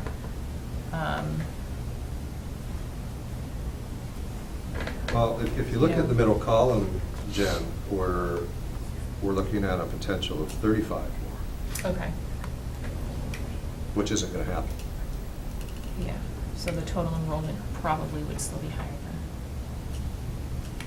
That's all, just trying to, Yeah, a lot of numbers in front of you. I know I should have. How often do students join in high school? Do new students come for school choice, starting in the high school? Depends. There's so many factors that come into play. I mean, there's more of an opportunity to bring students in grade 9 and 10 than there is 11 and 12. It just seems like, I mean, the vast majority, right, of our seats are, not the vast, yeah, are in the high school. And so if, it seems like kids are kind of settled into their school by that time, or they're choose to go to a private school or a charter school. I'm just trying to figure out, like, how do we get kids coming in the high school? Well, we do. Because We do. that's- It depends on the year, and there are a variety of reasons. I mean, we've been approached by some communities that we very seldom ever have been approached before in terms of school choice in all grades, including high school. So there are no definitive patterns, with the exception of if you're taking school choice seats in the younger grades, K1 and 2, you can be pretty well assured that most of those seats will be filled up. Once you go into your higher grades, there is a chance, but it's certainly not as consistent. And when you hit high school, we have a great reputation. So parents could look at our school for a number of reasons. The high school, the number of students, more opportunities to play sports, be involved in extracurricular activities, smaller class sizes. We have more and more parents that are approaching us with older children playing athletics that work in the area. So there are just a variety of reasons that we come across. And of course, we have some community members that sell their house here and buy a house in another community and want to apply back for a school choice to That's common. keep their students within our district. People will move to surrounding nearby towns that it's within commuting distance for the parent to drop them off. So transportation is not an issue, but they want their student to stay in Littleton. They need that school choice.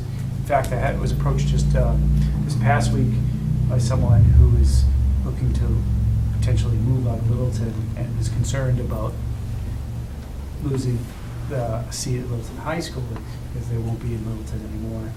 And they wanted to know if there'd be school choice seats available at an upper level at the high school. So that comes up frequently. The superintendent, I think, listed a number of reasons that are common for us. We do get approached by people who work in the town. So they're driving here from other communities, and they want to bring their child with them because they think a lot about, they think well of the high school in particular. So at least that's what, of all the schools, but they think well of the high school when I'm dealing with it. So we get approached a lot by people who work in town or want to have their kid go to school here. If you have a young adult that's active with extracurricular activities, if you're driving from Bedford or north of Bedford, and you're working close to here, those of you that have children that age fully understand the time commitment it takes to be with them at their games, and it's a good convenience, and not only that, we have a great reputation, so people feel very comfortable making that move. So I look at it as in terms of we have the capacity to offer that many slots, but I think realistically, we're not necessarily expecting to fill them at the high school level. That's correct. Some stay vacant. Right. And the other thing to look at too at the high school level is that you've got 10th grade that only has, 91 enrolled local students. It's a small class. The 11th grade only has 109, and we're talking next year. So the current 9th grade class, the current 10th grade class, and the current 11th grade class are under 115. They're and two of them are under 100. One's under 100, one's under 110. So those are pretty small classes. So even if we did get towards the top of the enrollment there that we're offering, we're still not dramatically impacting that relative to our class sizes in other grades. The 2nd grade, the 5th grade, and the 6th grade, we're not adding any more slots because they're over 130, over 135. So, and we are adding a second entry point to Schcmte Tech. You heard me, I believe, talk about this during the budget presentation, that grade 8 is a pretty young age to make those kinds of decisions, and after consultation with the high school and sitting down with Schcmte Tech superintendent and their principal and curriculum coordinator, we decided that really at the end of grade 9 or end of grade 10, somewhere in there, we can reassess what some of our students' career choices are and what their interests are, and Schcmte is very willing to work with us in creating that second entry point. So who knows what that will bring. Couple other questions. So based on the budget that we had, projected budget for next year, so we had 400,000 projected as school choice receipts. So if I'm doing my math correctly, I believe that means we'd have to have 16 new school choice students this year. To match what our revenue is from this current year to next year, we would need 11. We have to replenish the 11 students graduating.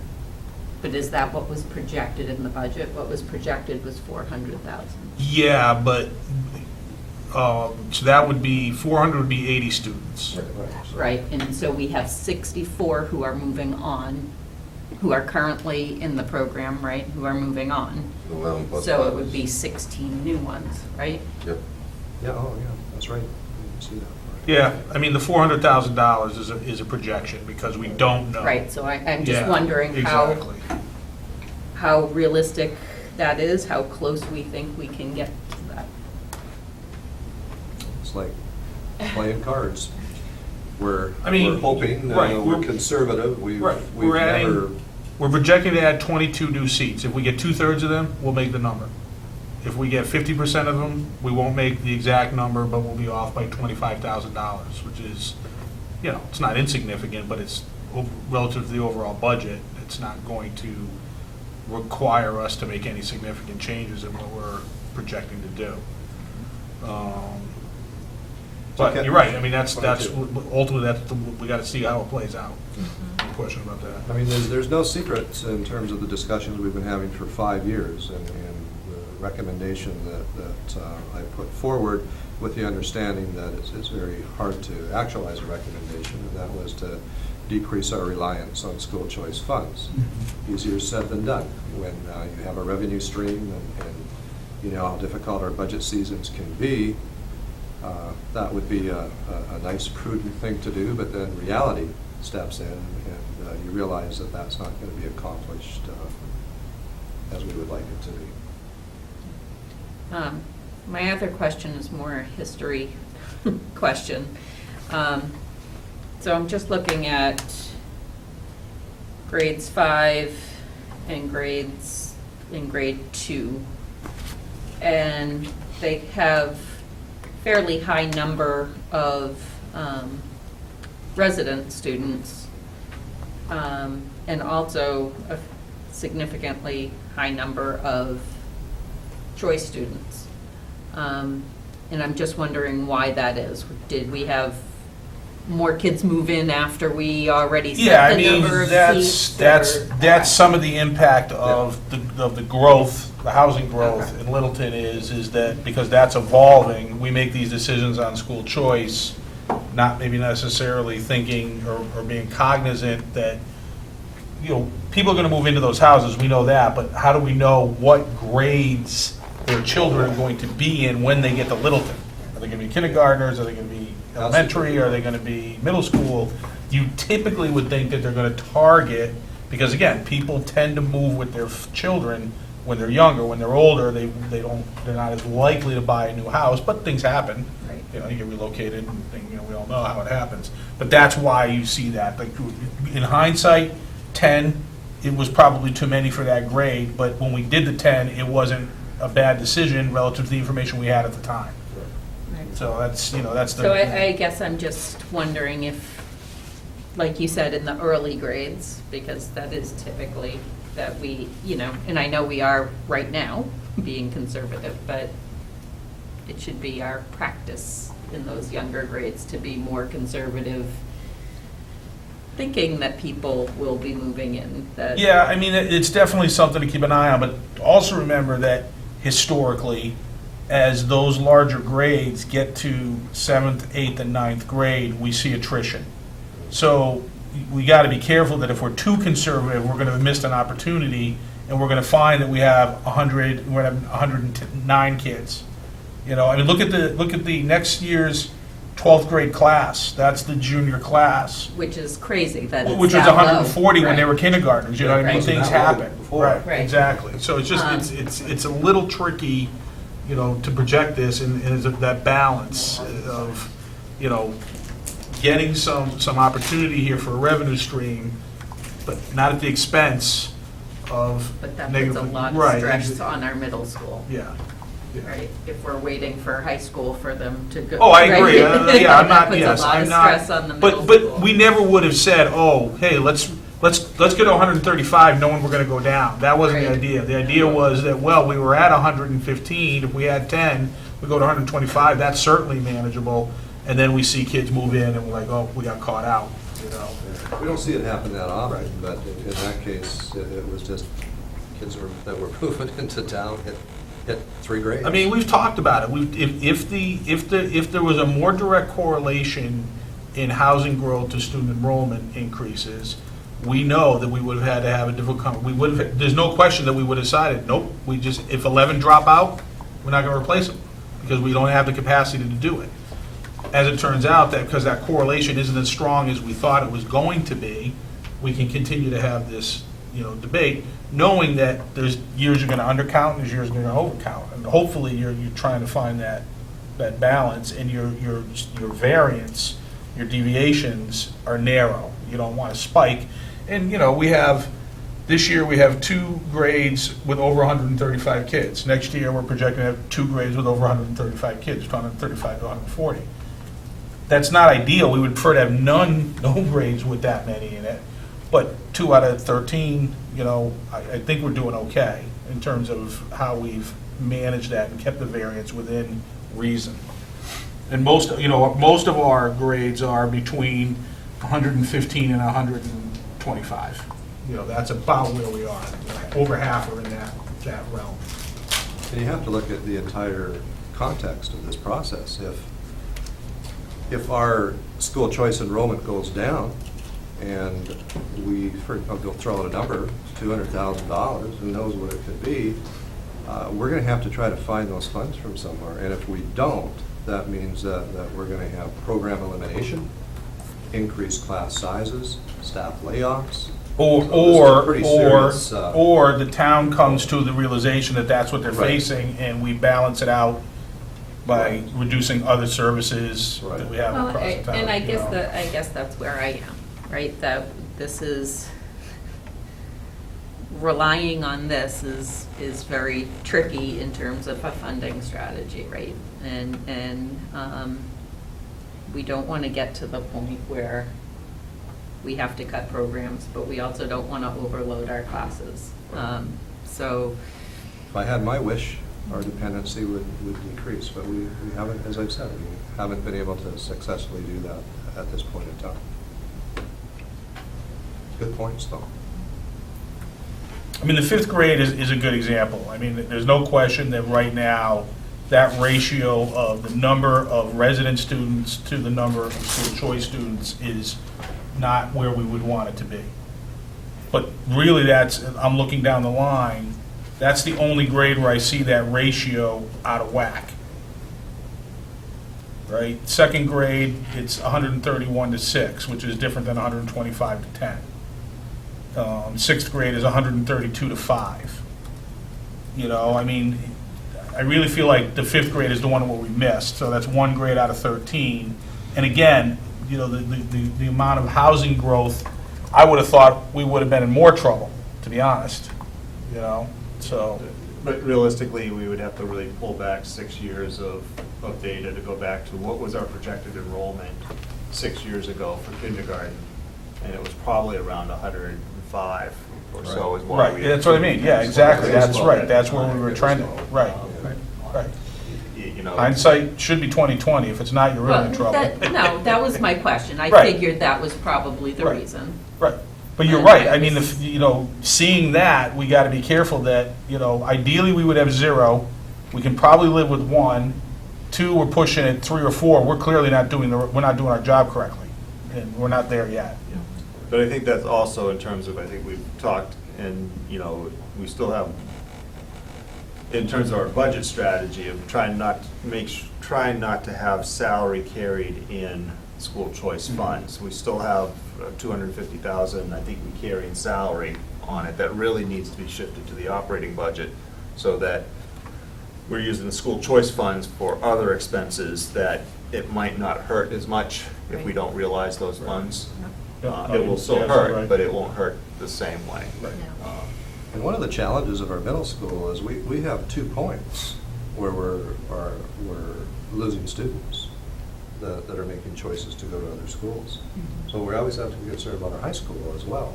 I mean, there's so many moving factors in this whole profile. Yep. And then we, you know, at times, I have discussions anyway with our middle school, the grade 6 configuration. Should it be more aligned with elementary education or middle school education? Because we know we're going to have a drop-off from grade 6 to grade 7, and can we go into more specialization in grade 7? Those are changes or philosophical conversations that we've been having for years. All right, any other comments or discussion? No. This will require a motion. I lost the count.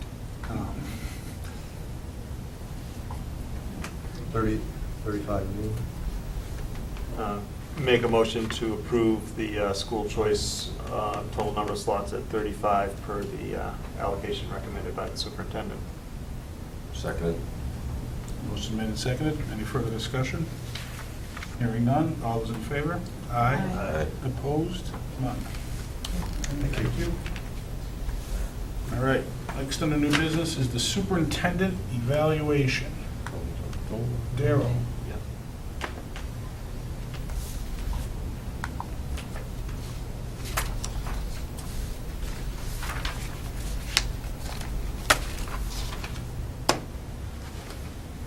All right. Yeah, I was going to bring up my electronic copy. So process-wise, it's we did it similar to that we've done in the past. Each individual member has written their evaluations.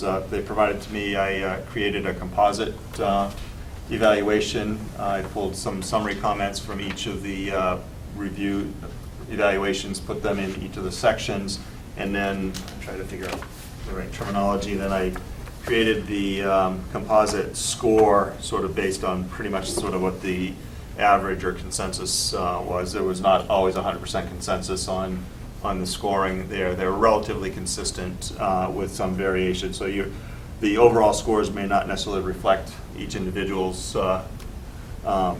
input there. but I think it reflects the general sense of the overall committee here. What I like to do, the part of the process here is not necessarily read everything in detail, but sort of cycle around the members to provide any salient points that we'd like to talk to the superintendent about, and then sort of summarize the overall assessment there. Let me just comment on the progress towards goals. If I made sure I read them correctly, they're 2-year goals, and you're the first year into each of these goals at this point. I did the composite score as meeting progress on the goals at this point. They're looking for sort of next year when it completes. I think in reality, it's not until the next year do you really know the impacts of all of the initiatives there. But I think in terms of the general thing is I think everybody seemed pretty much pleased on the progress being made towards the goals there. I don't think I didn't see very many comments specifically on them, so I just wanted to sort of maybe just open with that. And then what I'd like to do here is, let's see if we can sort of, I guess the process I could do is go through section at a time and have everybody just sort of make any, sort of general summary comments there. A lot of them were fairly consistent in the things there. There was a few individual observations there, but we can talk about those as appropriate. I didn't necessarily project all of the individual comments into the summary piece there. I thought we could just do that as the discussion there. So I can start with you, Jen, on section. What is it? Section 1. The title. Instructional leadership. Instructional leadership. There. And this is, we test how organized we all are in terms of having our notes in a way that we can talk to folks about them. Heading here, so that's why I'm just making sure I'm in the right section. Option. Okay, yeah, somehow it got pushed on the wrong page. Okay, so I'm in the right section. You want me to go over some of my comments? I figure we could, if there's any sort of highlights that you'd like to bring out in terms of the general discussion there. Okay. So I wrote, Dr. Clenchy has led the district in ensuring that there's been a focus on improving teacher instruction and their practices for all learners. We've seen some wonderful presentations from to the school committee about PD opportunities for teachers, and I think that comes from the top down, so it's clear that there have been many efforts to make this really successful for the teachers. As well as data-informed decision-making, we have had significant data, and there is a continued focus on finding places for improvement and implementing. We have been implementing. So.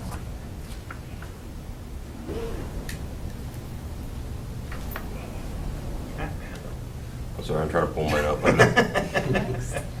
I went old school for that part. While you're doing that, Which one did you want me to come out? Instructional leadership. Sure.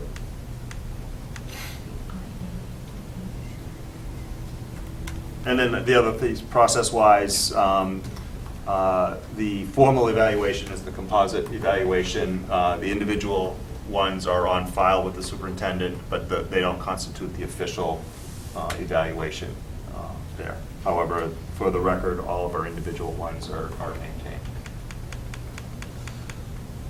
I said it was evident from the evidence provided that Dr. Clenchy continues to provide exemplary leadership in the areas of both academic and social emotional learning.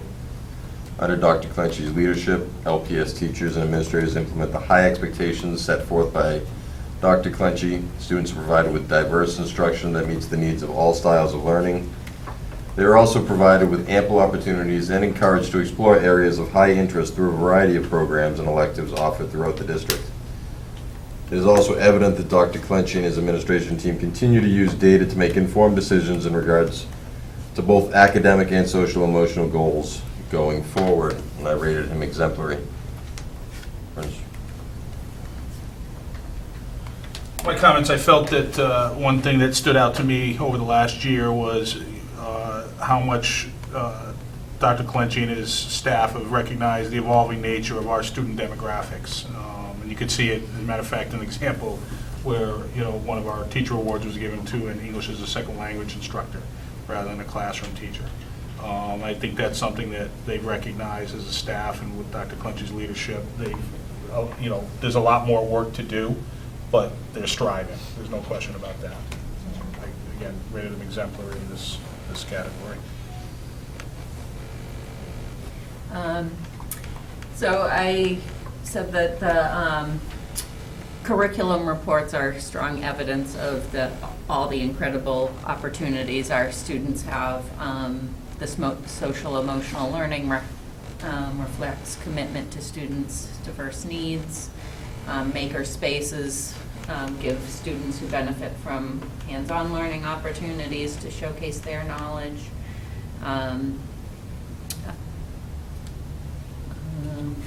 I wrote a lot, so I don't know what else you want. Highlights. Yeah. I did send him everybody's individual reviews, and he had an opportunity to read those also. I was very impressed with the amount of professional development opportunities that we have and the commitment to SEL. Yeah, those are my highlights. And I'll just make one other comment. There is I think the superintendent's review is the only review in Massachusetts done in public hearings for the scrutiny of all, versus more traditionally where it's a small discussion in terms of strengths and weaknesses there. So you get to be on display for everybody. I noted that I think the continued emphasis on the instructional practice, propels the district here, and that's being reinforced by the use of the PD funds, and then reinforced by the use of the data that we use to inform our decisions here. Later in one of my comments, I said the fact that we also tie that to this district strategic plan gives us a really good alignment for the things there. All of our initiatives, and I give outstanding credit to the superintendent for that work there. I also rated Kelly exemplary in that, and the composite rating that I synthesized from the board was an exemplary rating under instructional leadership there. And I just would seek concurrence of the board that is the rating that we would provide for that standard. Good by me. We'll mix it up, and Erica, you can go for standard two. Management and operations. Yeah. So Dr. Clenchey's commitment to student safety is evident. The training that the district's providing for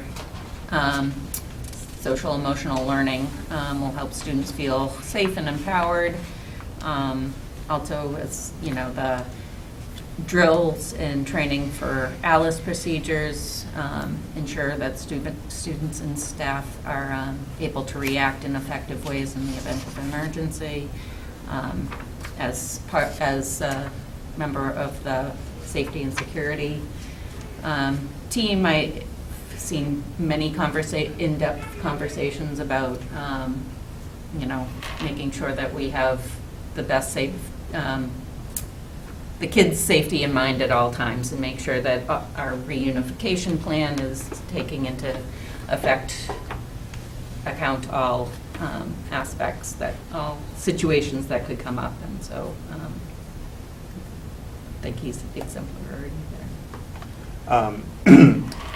I noted, that every year the budgets are always tight in terms of the discretionary funds and investments that we can make within the budget here. And Kelly's been effective at delivering not just a budget, but an implementation plan that really addresses the needs of our students, but is also one that we can get full support from the community. And again, I think that takes a lot of work from Kelly and throughout the administration in order to develop such a plan there. And then again, I think with the expansion of the diversity of the education needs of our students, particularly in some of the areas with the emphasis on social emotional learning, integration of the school psychologist and the therapeutic mental health counselor, again, provides a different level of support that is really helping our district move forward. And I rated him exemplary in this standard. I agree with both those points, and then in addition, what I talked about was Kelly's ability to be an effective manager outside of his immediate reports by working with the police department and other public safety officials in Littleton, so that there is a coordinated plan, and some of the obvious stuff like the security planning that they have to do, and hopefully they will never have to use, but it's done. But more importantly, in the day-to-day interactions with public safety throughout the buildings, there's been an increased presence in our buildings that was worked out between Kelly and primarily Chief Bernard. And Kelly's effectiveness and his ability to get all those guys, all those different parties to want to be part of that, I think is again, helped lead me to an exemplary rating in this category. I also rated Dr. Clenchey exemplary in this category. I said Dr. Clenchey continues to develop and execute effective plans, procedures, routines, and operational systems to meet the student body's safety, health, emotional, and social needs. Social emotional learning continues to be a primary goal of Dr. Clenchey, which is evident in the support services and programs offered to students, addition of social emotional learning, support staff, and professional development provided to staff. Also, having worked closely with Dr. Clenchey on the budget subcommittee, I can attest to the thoughtful and prudent approach he takes in developing the school's annual budget. He efficiently utilizes the resources available to the school department to maintain a budget that is able to meet the needs of the district and ensure a level of instruction that aligns with the goals of the district. Yep. Okay, and on this one, for environment, I rated Kelly proficient, or Dr. Clenchey proficient, and fiscal systems exemplary. I think we've been making great strides with social emotional learning in the past several years. Based on the last meeting, the surveys, I believe there are still places we can make improvements, and for social emotional learning, bullying, and creating a culture of respect in the school. But as far as the fiscal systems, district needs and priorities are clearly communicated, and I believe that the schools have operated responsibly within the budgets. So,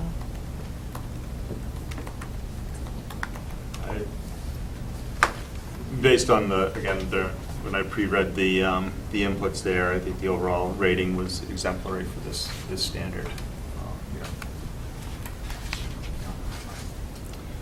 Family and community engagement is next. Jen, would you like to start? sure. In both categories of communication and family concerns, I rated Dr. Clenchey proficient.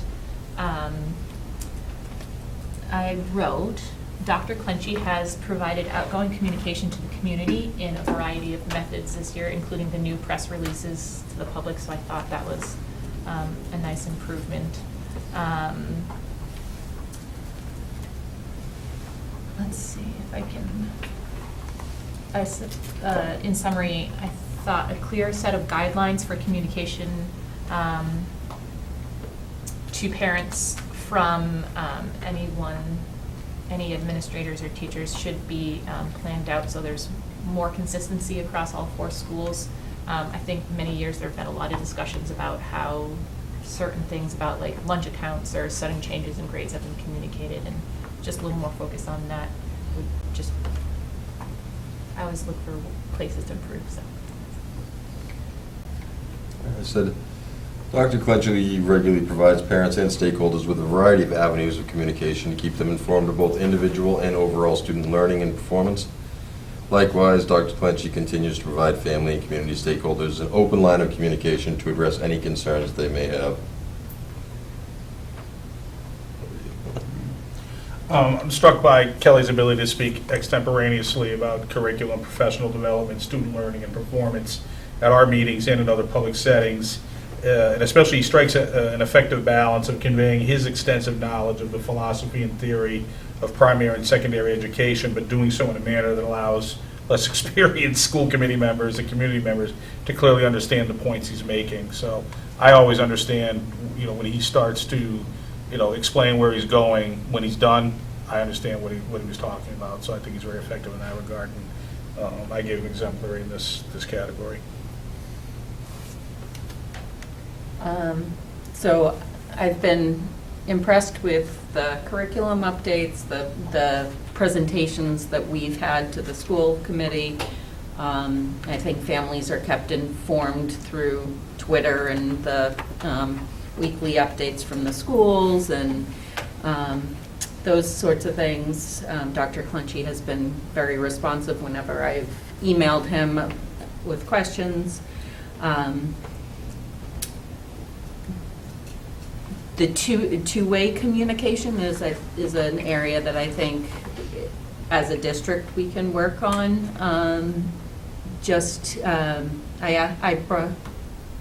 At one of the SIPs, I asked a question about this, and I didn't feel like I got a full answer on how parents were really informed about their individual child's performance, and I have heard some concerns from parents about things like, when their child is put into a class at a certain level, knowing about that ahead of time, or,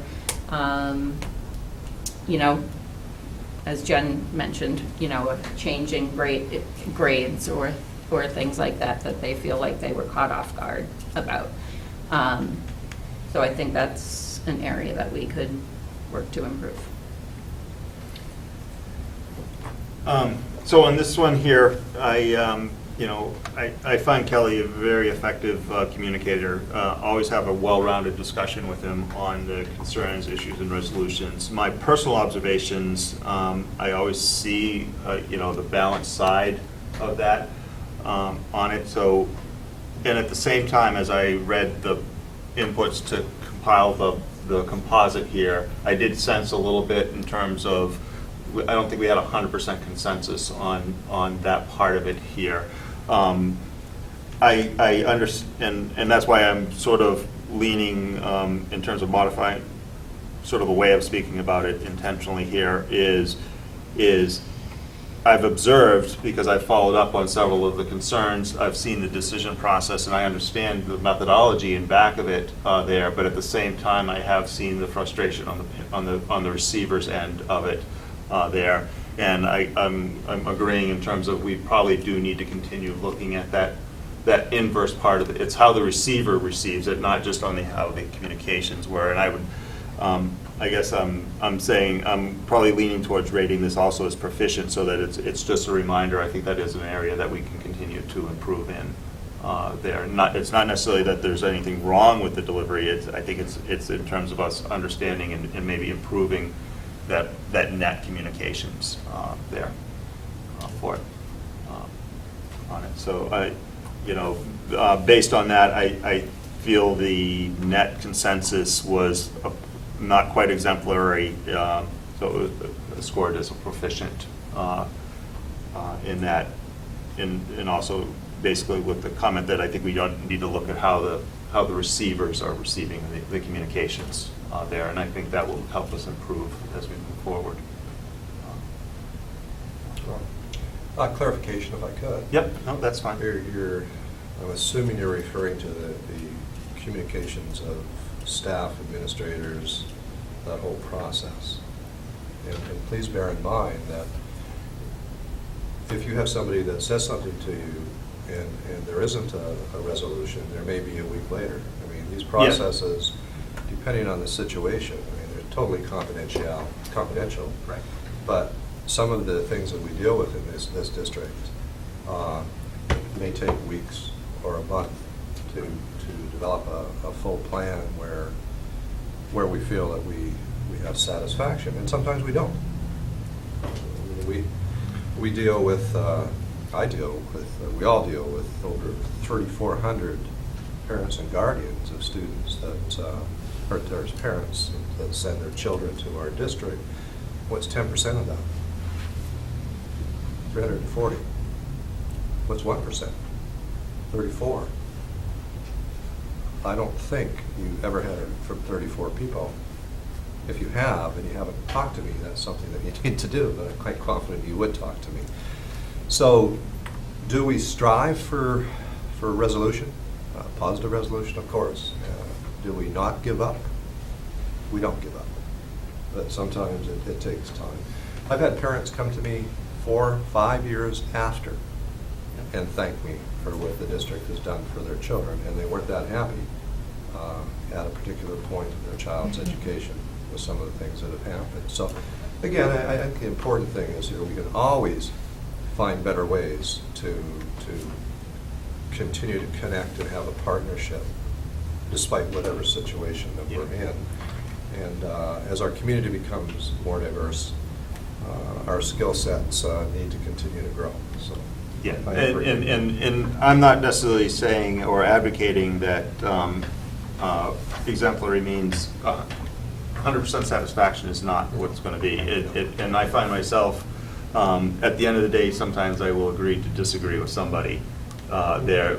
But the result is because it's been an effective communications Right. there, And I versus think- somebody walking away angry or otherwise. And I'm not saying the parents walk away angry, but we want to continue to work on that aspect of it, even if it's a small percentage, because unfortunately, a small vocal percentage can be very devastating to both our reputation as well as the other objectives that we're trying to achieve. It's not meant to be a criticism, it's meant to be something that we want to continue focus on as we continue to move forward. And maybe I interpreted it differently than what you are, because for managing conflict, I have that as an exemplary. And to me, that's more of what you're speaking about right now, is the ability to work with parents and come to a resolution. And Right, when they hit my absolutely, level, yeah. sometimes that there isn't a satisfactory resolution, and sometimes it takes a long time. When I was thinking of the communication piece, I was more thinking of like, I think, we should have maybe a protocol for like, if there's a sudden drop in a kid's grades, like what steps should be taken, or if a kid is struggling and we think that they're not going to be ready to go into X math class or whatever it is, that there should be a certain time in the year that parents are informed of that, and not when they get the letter saying your child's placed in this class. Yeah, that's a great clarification. We do have protocols, but sometimes those protocols obviously aren't followed. So I guess what I would ask, and I don't take any of this as a criticism. I mean, again, we manage many, many different things, and we lead in many, many different ways. There are always areas that we need to put greater attention into. But if I could ask this from you, is we really need you to direct people that still have not attained resolution or closure to the right people. What we need to do our jobs is to have that connectivity. If you talk to somebody, and I know you don't do this, I'm just saying it out loud, but if there's no opportunity for you to say, well, have you talked to the teacher, or have you talked to the principal, or have you talked to the superintendent? It's hard for us to capture these things unless we can finish a process. And we try our hardest, but sometimes we don't even know. And we need to try to get them back to the table. And my goal, and it's like anything else you try to do when you're in leadership, you strive for perfection and you hit excellence along the way. We need to continue to try to make sure that all stakeholders feel like they're partners with us and valued. And that's an undertaking, but we do a pretty good job of it, but we can always look for ways to become better. So.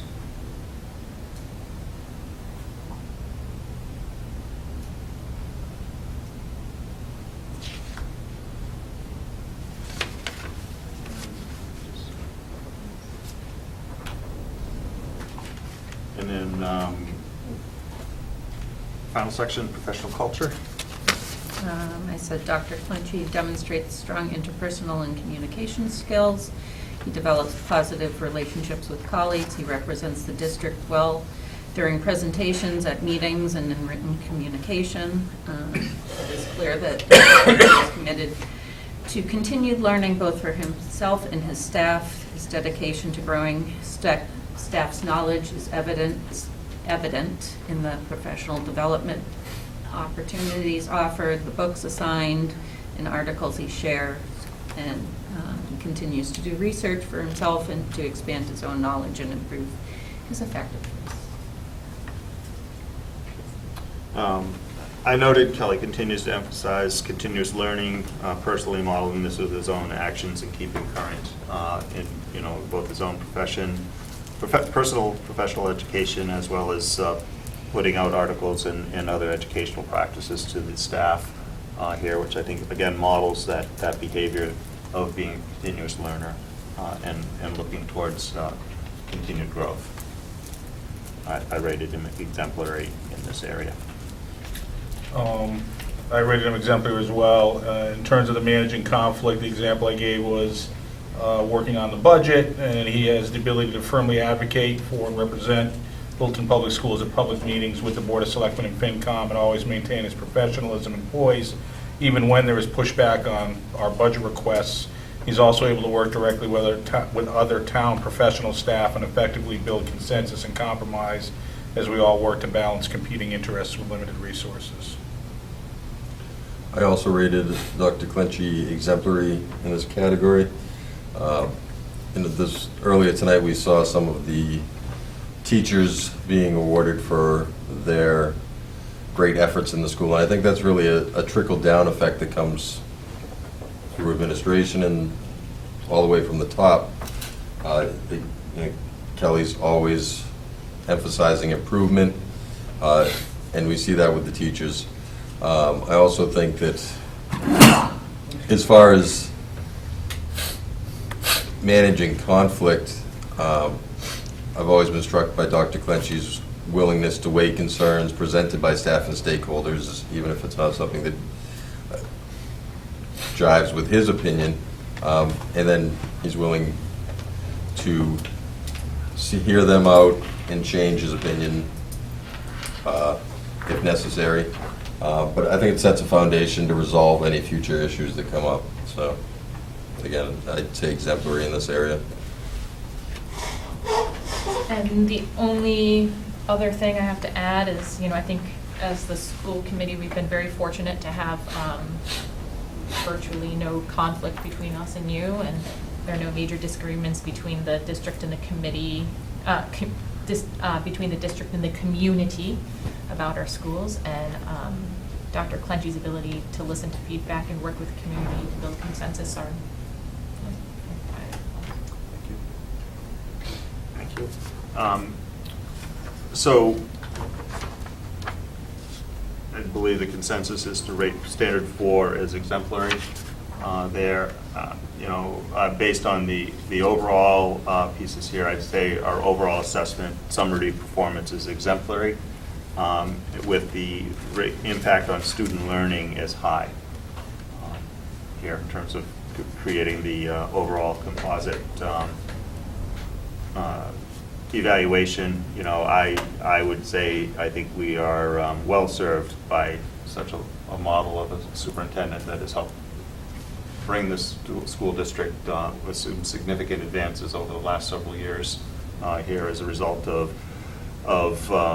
again, it's not just one person's work, but it's one person's work being able to influence the administration and all the way down through all of the working staff, which is a sign of leadership that has served this district well the last few years and will continue to serve it well. Thank you. Appreciate that. Just so you know, the impact rating was taken out of the evaluation model, but I elected to keep it in myself as a superintendent. They changed the law. I feel as a superintendent, I do need to be held accountable for learning. But the state felt differently.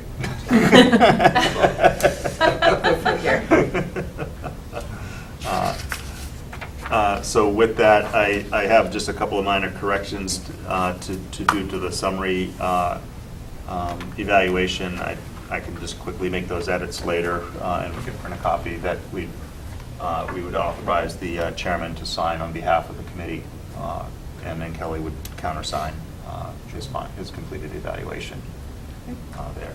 And if that's the consensus of the board at this point, I don't think we need a motion or a vote for it. I'm just looking for... As long as we get it done. That's our consensus. And this will be the...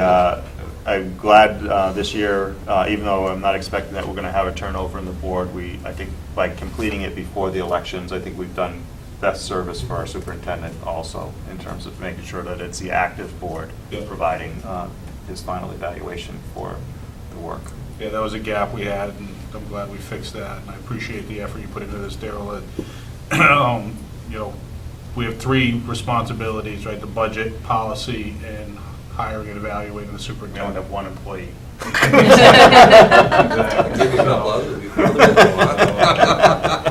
It is kind of a big Could deal that change we get that. it done the right way, Yeah. so appreciate everybody's effort putting that into it. So. And thank you, everybody, for reading all of the information that I sent you. Yes, let me get to it before. Glazed over a little bit, I'm sure, with some of the evidence.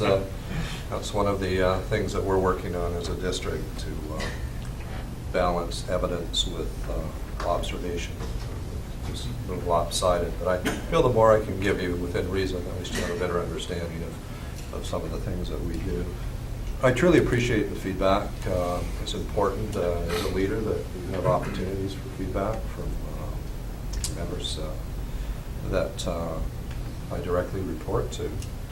And together, I'm looking forward to continuing to build our team.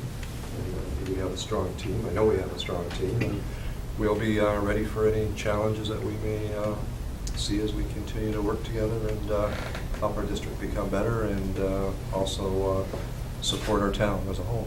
So thank you very much. All right, we're at the second point in our meeting for input from interested citizens. Seeing none, we'll go into subcommittee reports, PMBC. No significant update. Everything is sort of getting ready to be planned out for the, getting ready for town, the final approvals at town meeting. And same thing for the budget subcommittee, really just waiting for the town meeting, which is Monday, May 6th. So that's before we meet again. We'll meet on that Thursday after that, but on that Monday, May 6th is town meeting, where the budget will get proposed on the warrant. All right, policy subcommittee? I think it'll be a one-day meeting? It should be a one-day meeting. It should be a one-day. Yeah. It's always fun and interesting. You never know exactly where the bottlenecks will occur. Sometimes it's obvious and sometimes not so obvious. Nothing. All right. Any other business? Just on policy, I did send the field trip policy to the high school. We talked last September, I think it was, about trying to insert a clause so that certain out-of-state trips could go without having school committee approval. We're still trying to figure out the right wording for that. Yeah, I think that when we talked about it briefly, I think it's kind of a mileage thing. Yes. And an overnight versus, if you're just Right. going and coming back and it's within 300 miles. Yeah, exactly. I don't think it's something that we need to worry Maybe about. we'll just insert that. Yeah, something along those lines. You get that shit quicker than some places. Yeah, because I think if you pick the ones where you've gone to Portsmouth, Rhode Island, and New Hampshire, I think if you drew a circle, you could probably see that it's probably like a pretty predictable number. Canopy Lake, Mount Monadnock, those are the ones that we don't necessarily feel like we need to be the arbiters of. Yeah, DC is a little different. No, that's why I mean, Swamp, we can't let people, we gotta know when they're going to the swamp. Probably. Oh, it's literally a swamp. They built it on a swamp. Wow, it's true. Yes, Washington DC was built on a swamp. Yeah, so it's a safety issue that we have to be concerned about. All right, is there any other business? All right. Motion to adjourn? Second. Motion made and seconded. All those in favor? Aye. Opposed? None. All right, thank you, everybody. I was thinking of opposing that.